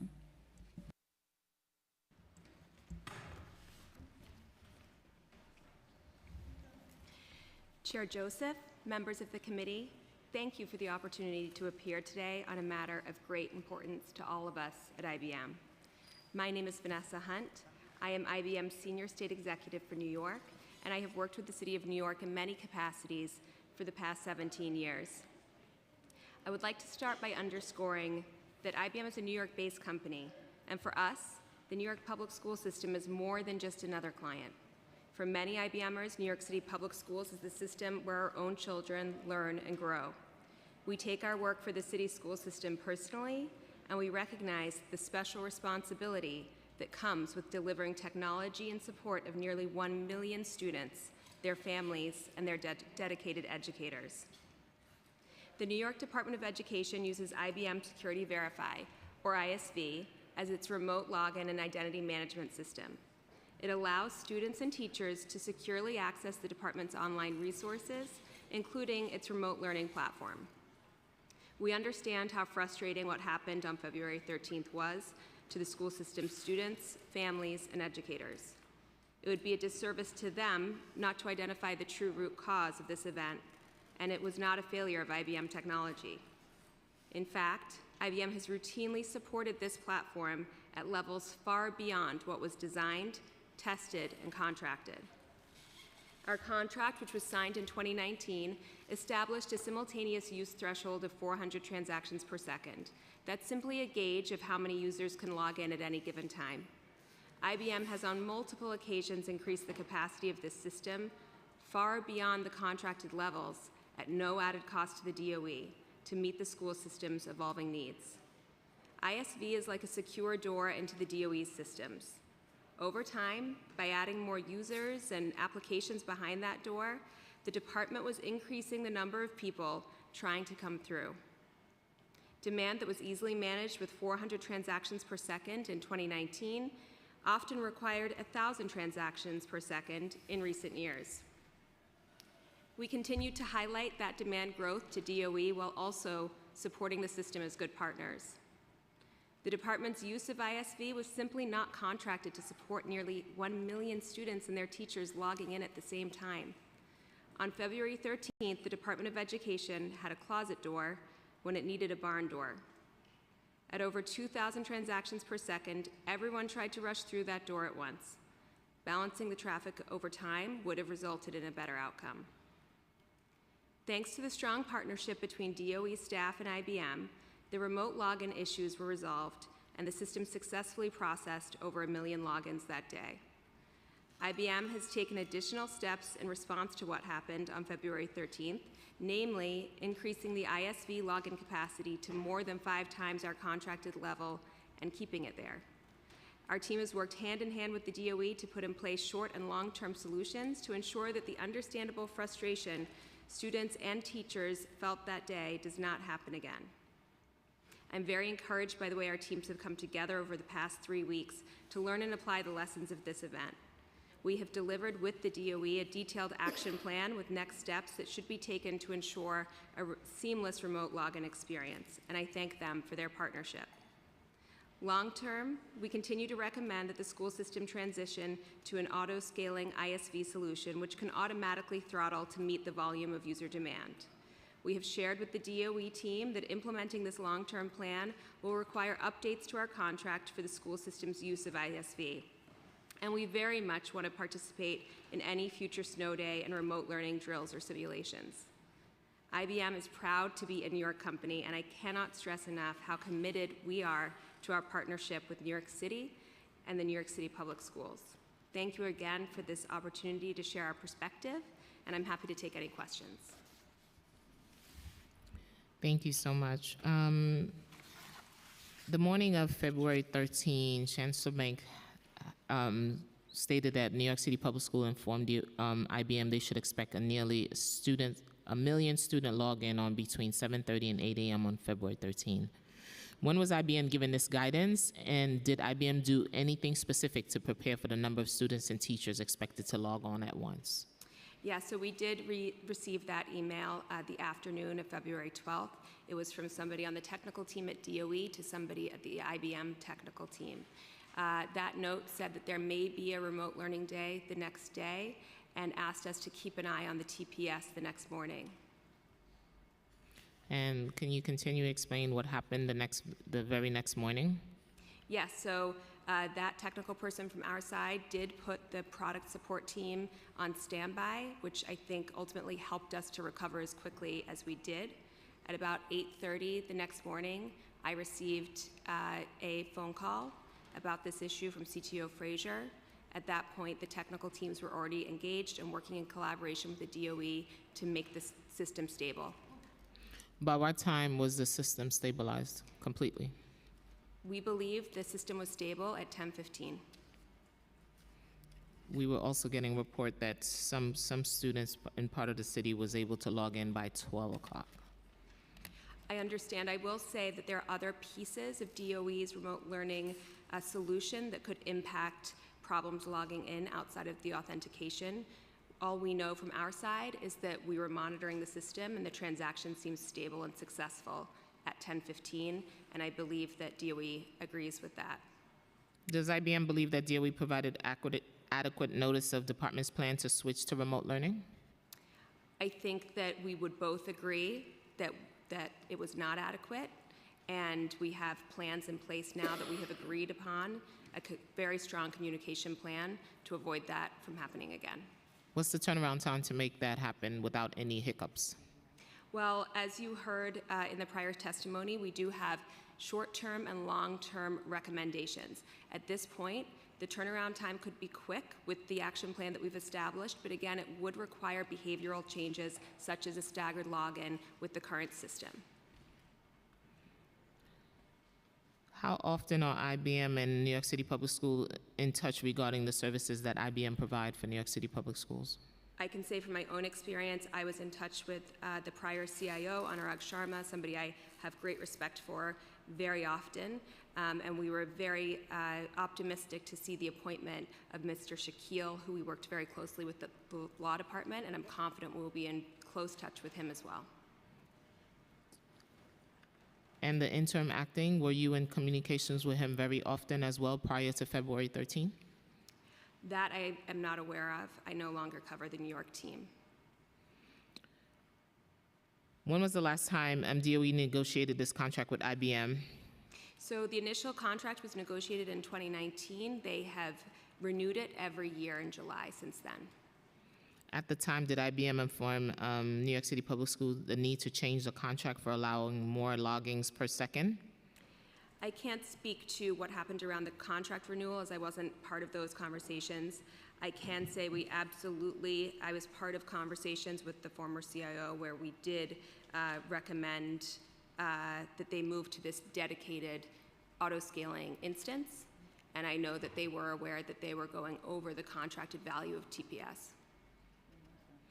Has there been discussion between February 13 and today regarding New York City Public Schools contract with IBM? What recommendations did you, if any, does IBM have to amend the current contract with New York City Public Schools to avoid these type of situations? So again, we've been in contact daily. It has been a very positive collaboration, but both DOE and IBM have just been focused on ensuring that we are prepared so that this does not happen again, especially in the case of an imminent snow day. So we have been working on those plans. We have not had discussions around the contract yet.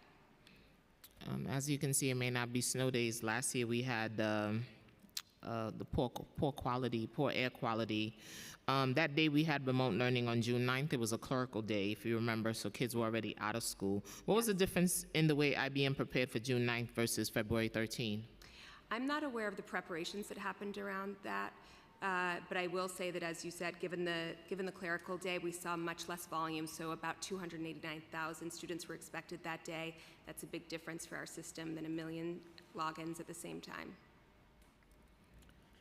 But I can get back to you, Chair Joseph, on what the preparations were. And moving forward, what are some of the steps IBM plans to take with New York City Public Schools to avoid these issues? So again, we've detailed our plans for that short-term plan that is very specific, step-by-step directions that take into account both the technical changes, the behavioral changes, the communication plan that would need to take place if there was any kind of remote learning day. And we are working in collaboration with the DOE on what that long-term plan would look like. As Council Member said, obviously the ideal is that we can all log in at one time, and that is certainly technically feasible. We just need to plan for that in the right way, and that would be that auto-scaling solution. Yeah, absolutely, because I also mentioned there's some schools who do staggered dismissals. They do staggered arrivals as well, and they dismiss students a little earlier. So maybe we can look at that. Is there anything that the DOE testified today that you would characterize as inaccurate? No. Councilmember Shaker. Thanks so much, Chair. Thank you for your testimony. I think one thing you testified, just to be clear, was that the day before the snow day, in preparation for it, the technical staff at DOT was in touch with your technical staff at IBM. Yes. Were you ever, you're a senior executive at IBM, yes. right? Were you ever informed the day or in the days prior to the snow day of the preparations for it? No, I was not. Were any of your colleagues at your senior level informed of the preparations? No, they were not. So it was essentially as you mentioned, the staffs who were actually operating the system through the technical aspects of it, but no one at a leadership level at the company were informed by anyone at leadership level by DOE of this issue. Yes, that's correct. And we had talked before, you heard a bunch of testimony about the 400 transactions per second. Do you think that is adequate for the current school population and given the amount of remote learning happening? Do you think that is an adequate number for a contract? It's an interesting question. It certainly has been adequate many times. We have seen that volume change depending on a number of things as DOE expands their remote learning portfolio, which is great. They're offering more services that parents and teachers can take advantage of online. That, of course, changes the workload. So we can do our best to try to make sure that that workload is as efficient as possible. They have run at 400 TPS in the past. They've also run at 1,400. The issue really becomes a day like that where you try to get 1 million people on in a very short window. So I think that if we are going to plan for additional remote learning days where that is the plan, then absolutely not 400 TPS is not adequate, and we would need to move to that auto-scaling solution. Right, and that's really what I was getting to as well, was understanding that 400 TPS works on some days, and then it's going to need to be adjusted based on other days. I think it seems that where the contract is right now, I guess let's put the question to you this way. If the contract allowed for a greater TPS, if there was a different TPS number contracted for a much higher one of transactions per second, rather than the 400 now that's been in place since 2018, and you're adjusting based on the load, the frequency, snow days, if you had a contract with a larger amount or auto scaling, would we have seen the problems that we saw on February 13th? If we had a contract with the auto-scaling, no, we would not have seen those issues. What they have is a custom off-the-shelf available product that comes at that 400 TPS ceiling.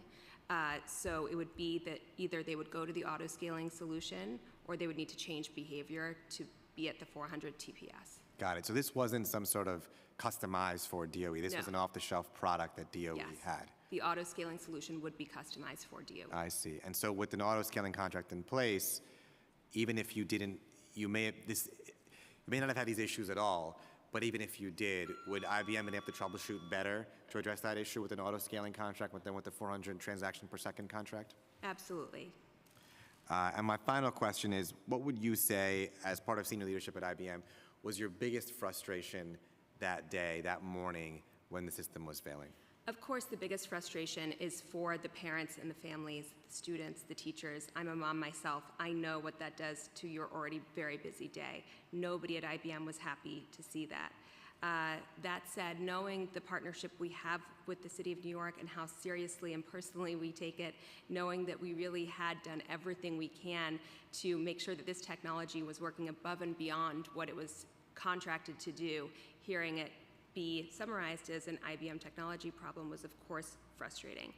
That said, I really am very optimistic and encouraged by the partnership with DOE over the past few weeks, and I'm very confident that not only are we going to avoid this from happening again, but that we are going to work together to find the right solution that our families deserve. Thank you. Thank you, Chair. To follow up on what Councilmember Shaker said, to expand this contract, what's the estimated cost? I can't speak about costs in a public forum, but I will get back to your office on that, Chair Joseph. Okay, thank you. Councilmember Gutierrez. Thank you, Chair. Thank you for testifying. Sorry to harp on this, but like on the messaging issue, on just the sequence of contact, in those instances, did they seem, I guess, was the tone urgent? Like, hey, alert. Because I feel the announcement they made on February 12th about a snow day was earlier than I've ever seen the department do in the past, right? And I went to school here. So was the tone urgent? And if that had been the case, would even then a notification on the 12th, because it sounds from your testimony that it was kind of very casual, like we might do remote learning, which to me sounds contrary to what was testified here and certainly doesn't sound urgent. But had that been the case, would that have given IBM enough time to then accommodate, to switch for what you needed to prevent what happened? I think certainly had we communicated at the right levels, we could have improved the outcome, yes. Okay, and was the tone definitive on that February 12th notification? The notification said we may have a fully remote day, and can you please keep an eye on the TPS? And in a scenario where it had been more definitive and you'd made accommodations, and in fact, there was no need for remote learning, would there have been any impact at all? Like, had you been over-prepared and there not have been remote again, learning? I think DOE and IBM agree on this. I think ideally we would have been planning way before the day before. I think we would have been a part of the simulations, a part of the planning, and we would have been able to better advise the DOE on potentially staggering start times, what we could do to ensure that the system could handle the load. Yeah, thank you. I think what we're all in agreement. We don't want to go back. We want to see better practices moving forward. But we're always going to emphasize transparency and better communication. And it was encouraging to hear that they're taking responsibility, but that really sounds like what is at the crux of kind of how everything rolled out. Thank you. Thank you, Chair. And again, we have a very strong communication plan in place and documented with DOE now. Thank you.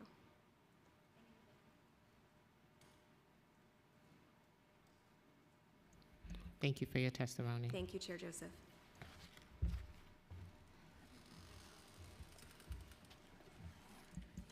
Thank you for your testimony. We will now turn to our next panel. Natasha Quiroga, Molly Senak, Kezi Gordon, Aracelis Lucero, Ellen McHugh. Please make your way to the front table.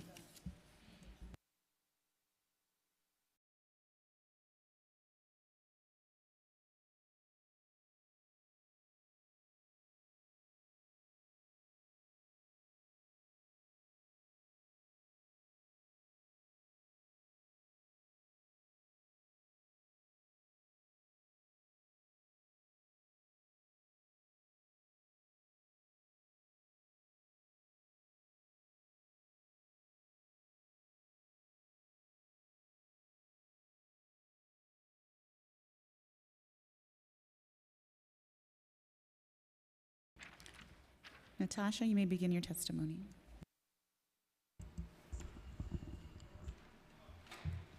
Good afternoon, and thank you, Chair Joseph and members of the Education Committee for the opportunity to testify today.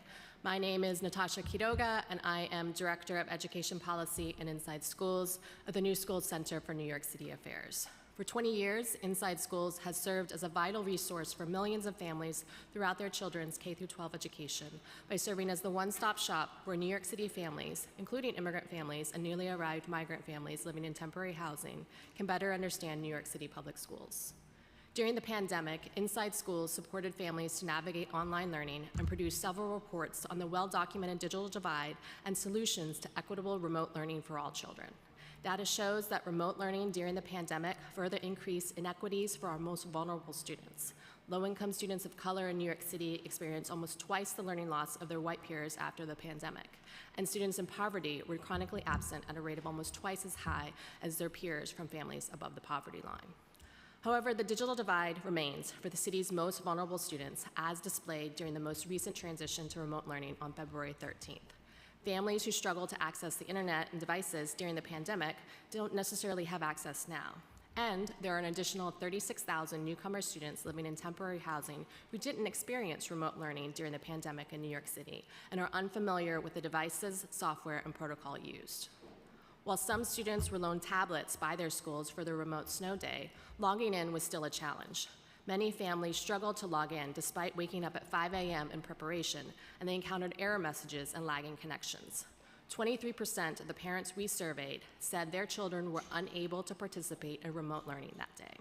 Some parents relied on help from other parents to eventually connect later in the day. These challenges are compounded for newly arrived migrant children living in temporary housing. Wi-Fi is notoriously slow and unreliable in shelters. Children have limited access to computers or any device, and parents are unfamiliar with DOE technology platforms. Inside Schools has helped many parents create My Schools accounts and even email accounts. We also met a few moms who don't have a cell phone. For these parents, how are they supposed to connect with a school or other parents if they have trouble logging in? These challenges also impact the effectiveness of school communication with the most vulnerable families. Many families we help in shelters were unaware they had to apply to middle or high school. If parents don't know about this, an effort that DOE and schools spend months to share info and is translated into multiple languages, how can they find out about remote learning on such short notice or get support the day of?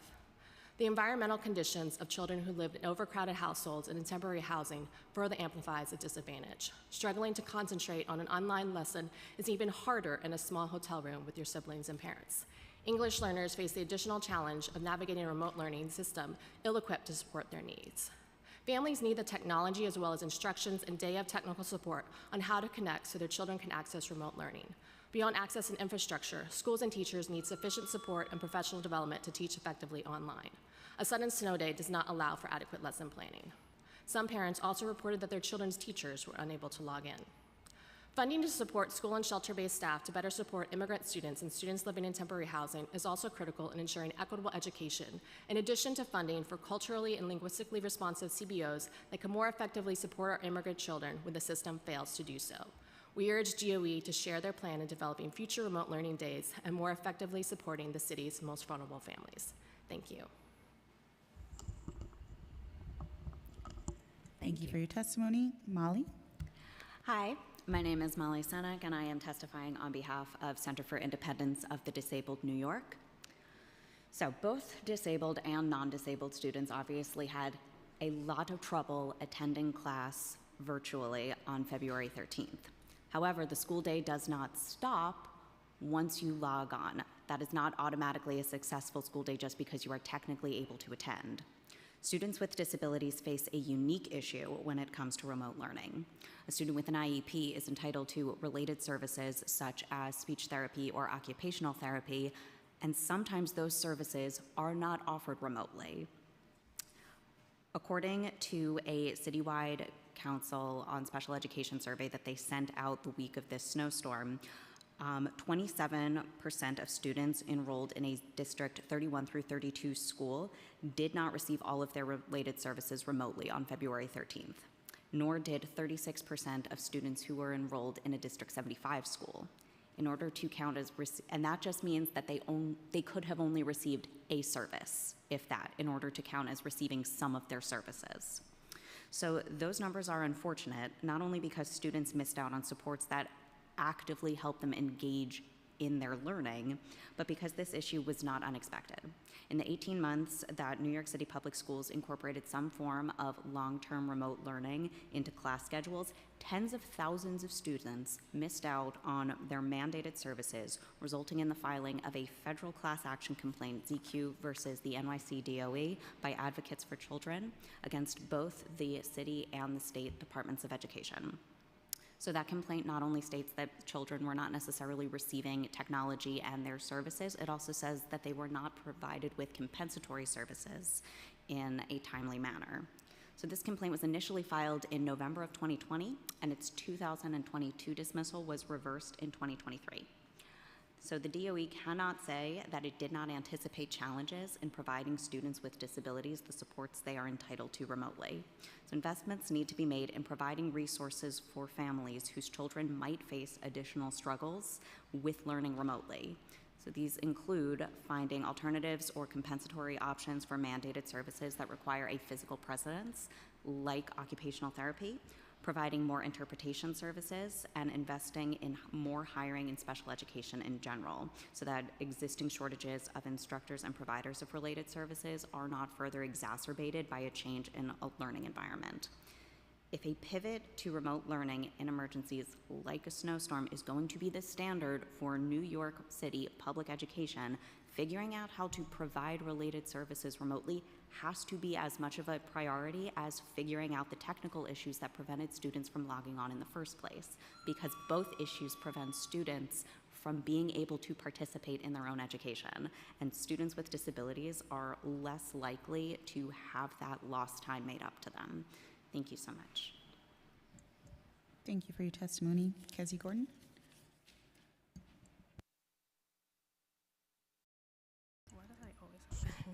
Good afternoon, and thank you, Chair Joseph and members of the Education Committee. My name is Casey Gordon, and I'm the Senior Manager of Education Policy at the New York Immigration Coalition, NYC. The NYC is an umbrella policy and advocacy organization for more than 200 groups serving immigrants and refugees across New York State.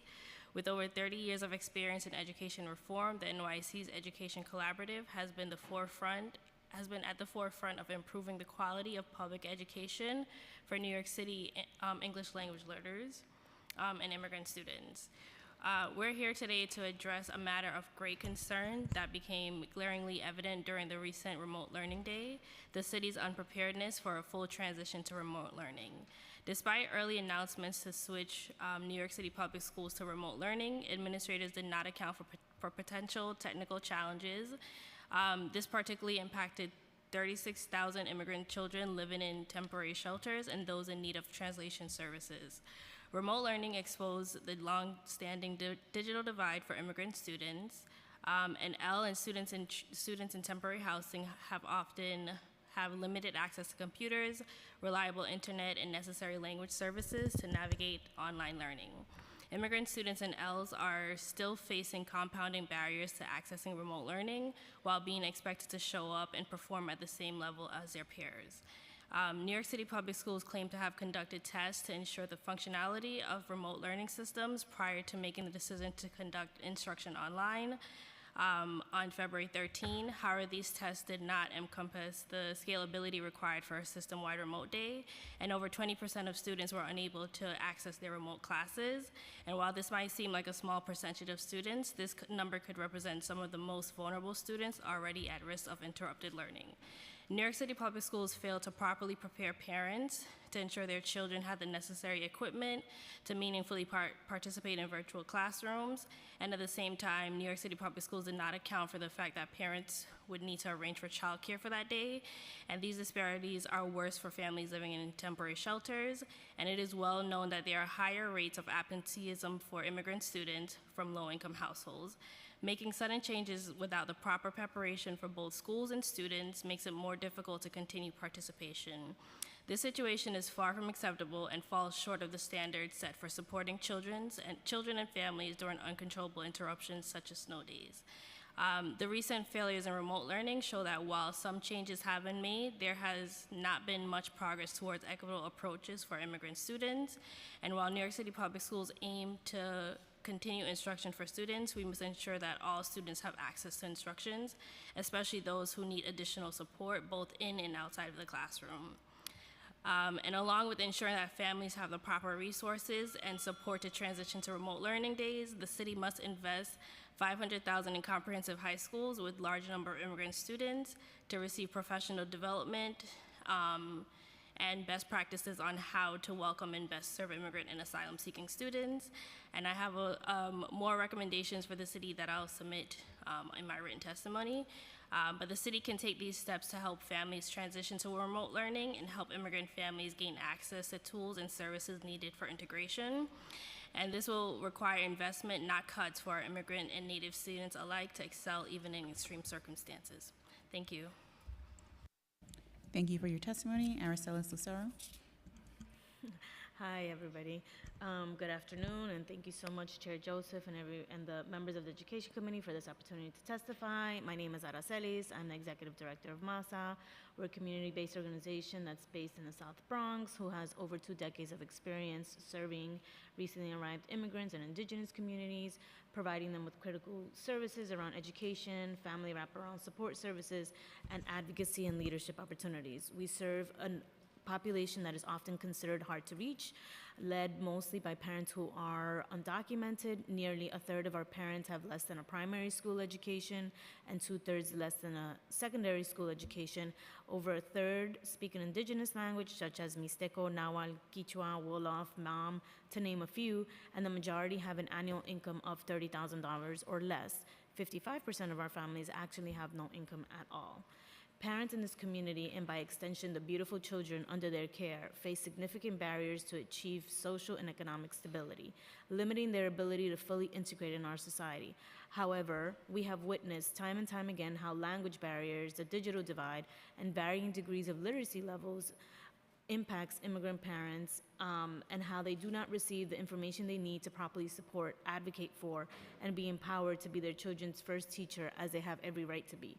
A clear example, as we all have heard today, was the lack of preparedness of our public education system to provide an equitable access to quality education for all of our students, including just the basic assurance of day-to-day learning. we clearly saw that even though there were attempts to prepare families and children for remote learning, there has existed massive gaps in communication and adequate support, especially for immigrant families, to ensure that them and their children have the proper tools and knowledge to continue with their learning. I have a higher degree. I'm technologically savvy. I made a valiant effort that day to try to log in. Just like you, I was scrambling. I had to give my child my work computer because Zoom wasn't working. On his iPad, had to reset, and we really couldn't get on until after 45 minutes of rebooting and trying to triage. So I can only imagine what our immigrant families were experiencing, and we did get word from our families that many of them were facing challenges. A lot of them didn't know how to log in, understood what was expected for them during that day. I myself had to not work the whole day just to print out assignments. And so again, with all the challenges that our immigrant families and students in temporary housing have, it's really unfair that we were just that ill-equipped, and this is not recent. So we have 3 recommendations.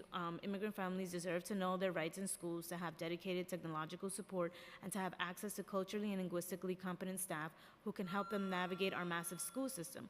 We should especially ensure Indigenous speakers and speakers of other languages less commonly spoken are not forgotten, which is very often the case. While this ideally should live within the schools, the experience of culturally competent CBOs who have already been engaged in this work should be leveraged, and additional funding should be provided to increase their capacity to support newcomer and immigrant families. A funding stream that I would like to emphasize on is the $4 million allocation from City Council to the DOE for immigrant family communications, which we should just review and make sure that we understand how that money is being used and how it's supporting our families. I'd also like to advocate for fully restoring funding to our 3K and pre-K programs, and just better supports for our immigrant children and families. Thank you so much for your time. Thank you for your testimony. Ellen McHugh. There isn't much left to say, is there?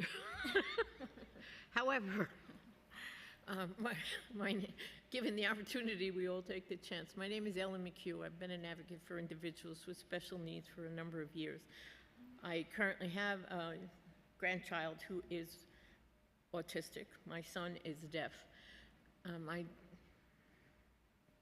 experience with remote education has been limited on my own side because of the separation between school and families.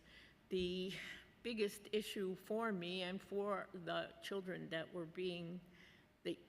with disabilities that were being taught is the lack of expertise on the part of staff and the use of accessibility programs that are already loaded onto computers.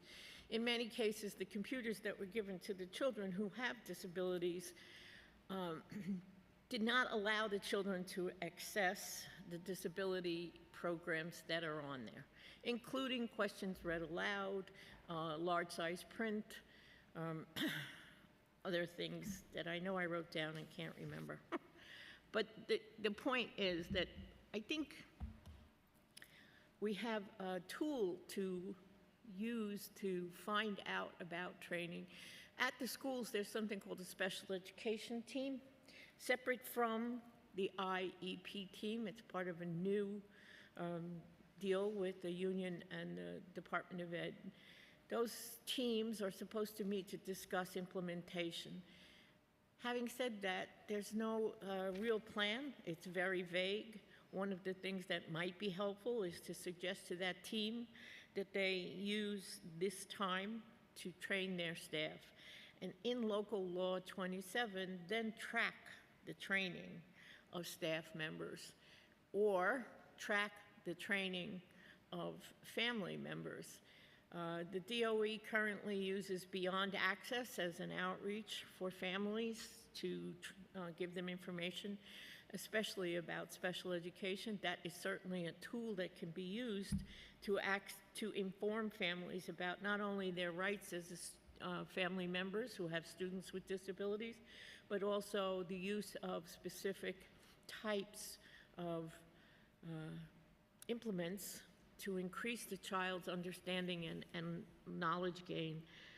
There are also UDL methods, universal learning methods that can be implemented in classrooms prior to any kind of break because of any kind of emergency, whether it's COVID or a snow day. The unfortunate part is that the history of what happened during COVID did not translate into implementation as the new staff and new students came in. This is a constant issue with the Department of Ed. Everything is by guess and by God, lurching from one to another to solve a problem immediately without plans for the future. Yes, that's not a nice thing to say. Having said it, it's been my experience that planning is not their strength. Thank you for the time, and thank you for being so patient to sit here on a rainy afternoon and listen to us. You're welcome. As always, there's a lot of work to do. I had a quick question.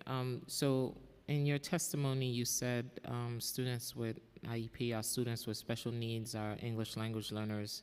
They were not they didn't get their service that day, correct? So we don't know the exact numbers yet, I did ask them. They said they'll get to me. They don't know yet. So all of these numbers as of right now are based on a survey that CCSE sent out on their own. That survey is still technically open as of the last time I checked, which was last night. They've surveyed 753 parents of students with IEPs.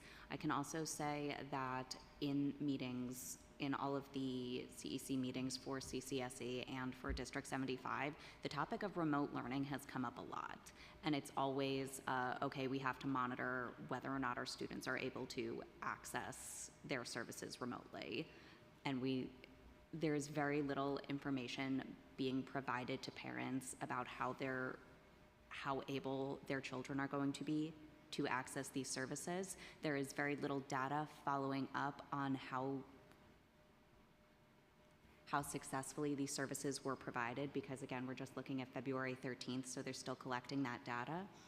But even if we look at just the 18 months of the pandemic and going in and out of remote learning, even that data is a little shaky, just because, again, the standards for what qualifies as being provided with your services can literally be being provided one of your services that you are entitled to once. So if we say, like, for instance, like in the 2021-2022 school year, I think they said that 12% of students did not receive any mandated services, which is actually, technically speaking, a good number, but we don't know how many of those students received their services regularly and how many students received all of their services regularly.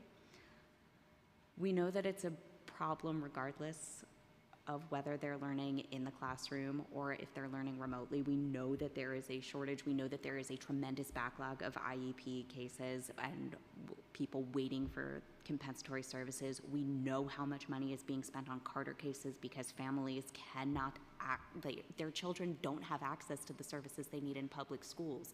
And all of those factors are compounded by remote learning.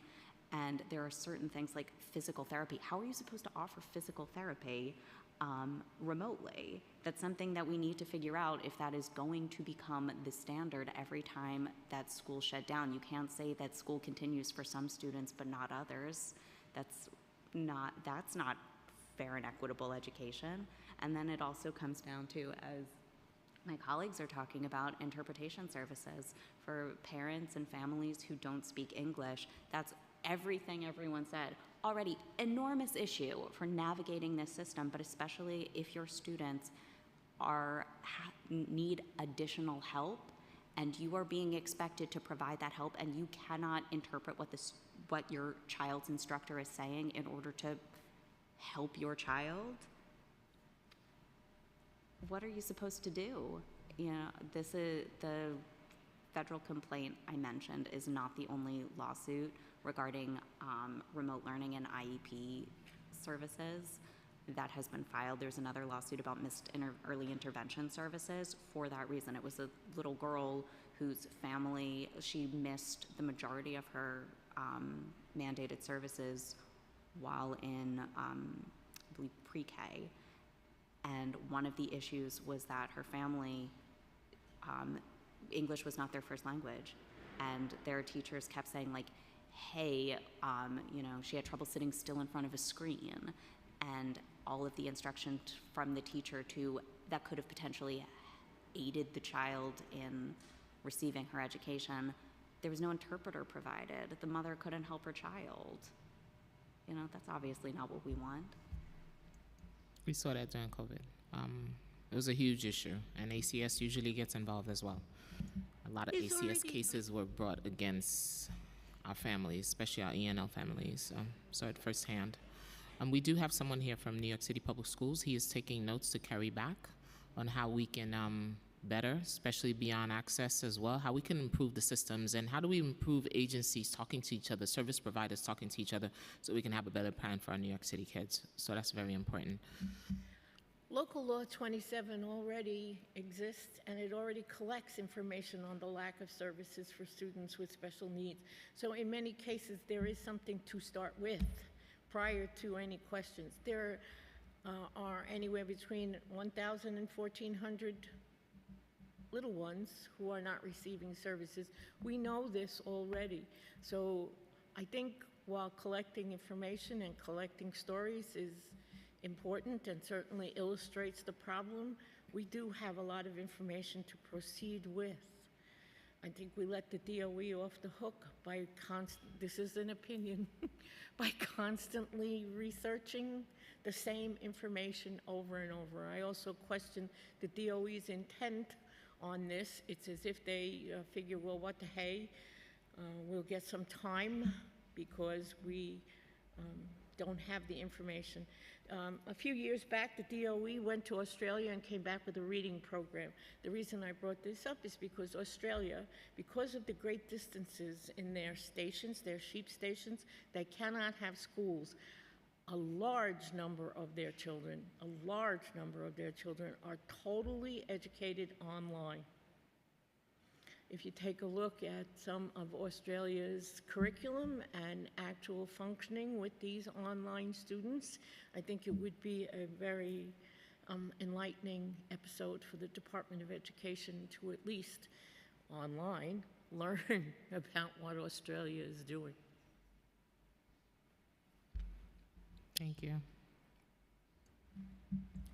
Thank you so much to our final in-person panel. We will now move on to virtual testimony. Again, to our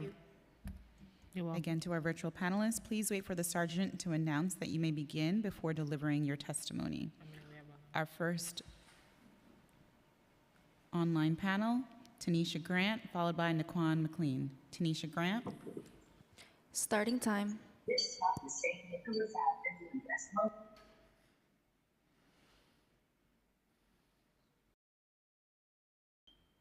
Hello, I'm here.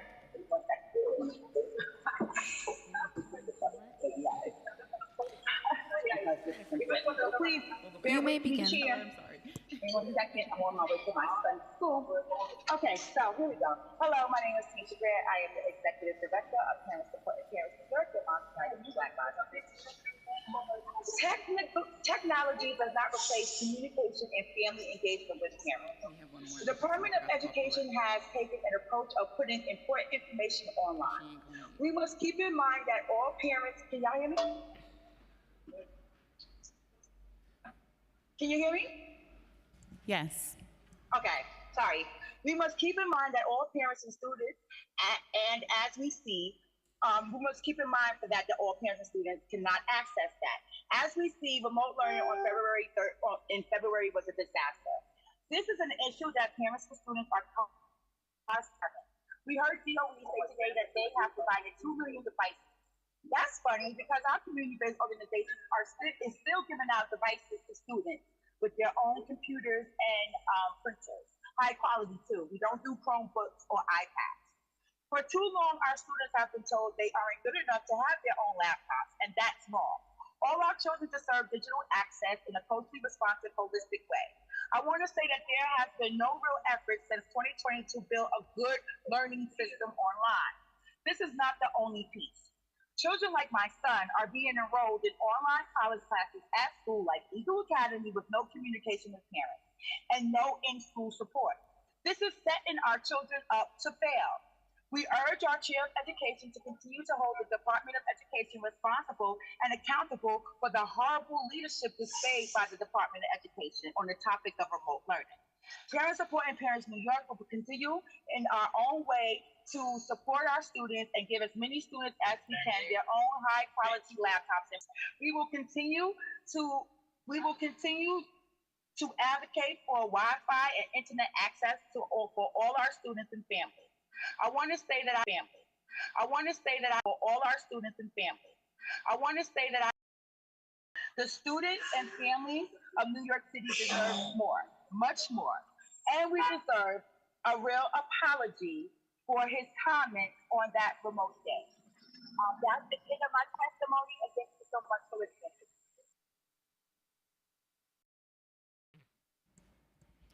Thank you so much for your testimony. Our final panelist, Nikwan McLean or Francesca. If you are logged onto the Zoom and would like to testify, please use the raised hand feature.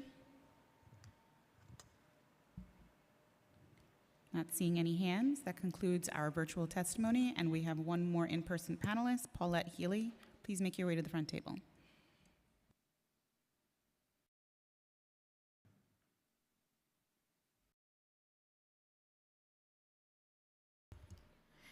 Thank you so much for the opportunity to testify today. My name is Paulette Healy.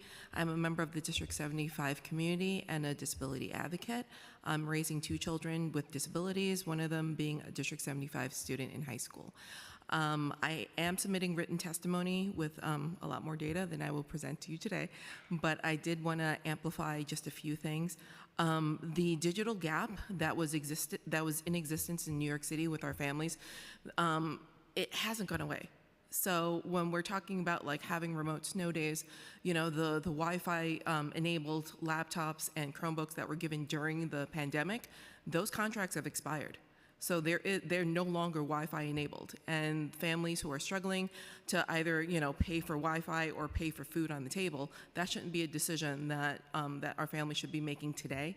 And these are the kind of things that we need to continue to fight for when the DOE is looking to take a monolithic type of approach when it comes to climate control days that our children are not able to go to school. From a personal standpoint, my 2 children that were home that day, one of them was able to get on to remote learning no problem. The other child could not get on to save his life. And that's with constant contact with the school administration and trying to get on, and 1,200 children from my child's high school were not able to participate on that day.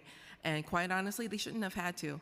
Like, it was a snow day. They should have gone out and gotten on sleds and had snowball fights, because that's what they should be celebrating when we have snow, that's abundant enough for us not to send our children to school. I also wanted to resonate the sentiment from the previous panel.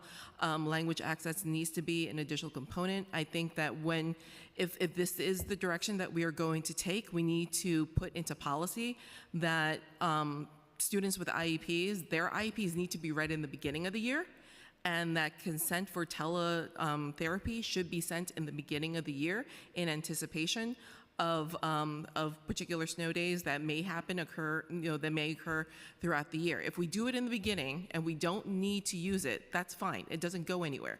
But if we are scrambling to try to get consent the day before a snow day happens, children are not going to get their services. And when we're talking about services, that includes an adaptation of material on Google Classroom. If we're going to provide it in the classroom on a smart board, with the different applications that are utilized, or have the child with their assistive technology device in the classroom, then posting a worksheet on Google Classroom is not going to service our children with IEPs. It's not going to service our children who are not English speakers. And quite honestly, it shouldn't take 3 people to help 1 parent get a child logged on to Google Classroom because they don't speak English. So thank you so much for the time, and thank you so much for having this hearing. Appreciate it. Thank you. Noted. Thank you so much for your testimony. If there is anybody else who wishes to testify in person, please make your way to the Sergeant at Arms desk in the back. That concludes our in-person testimony. And this concludes our hearing. Thank you.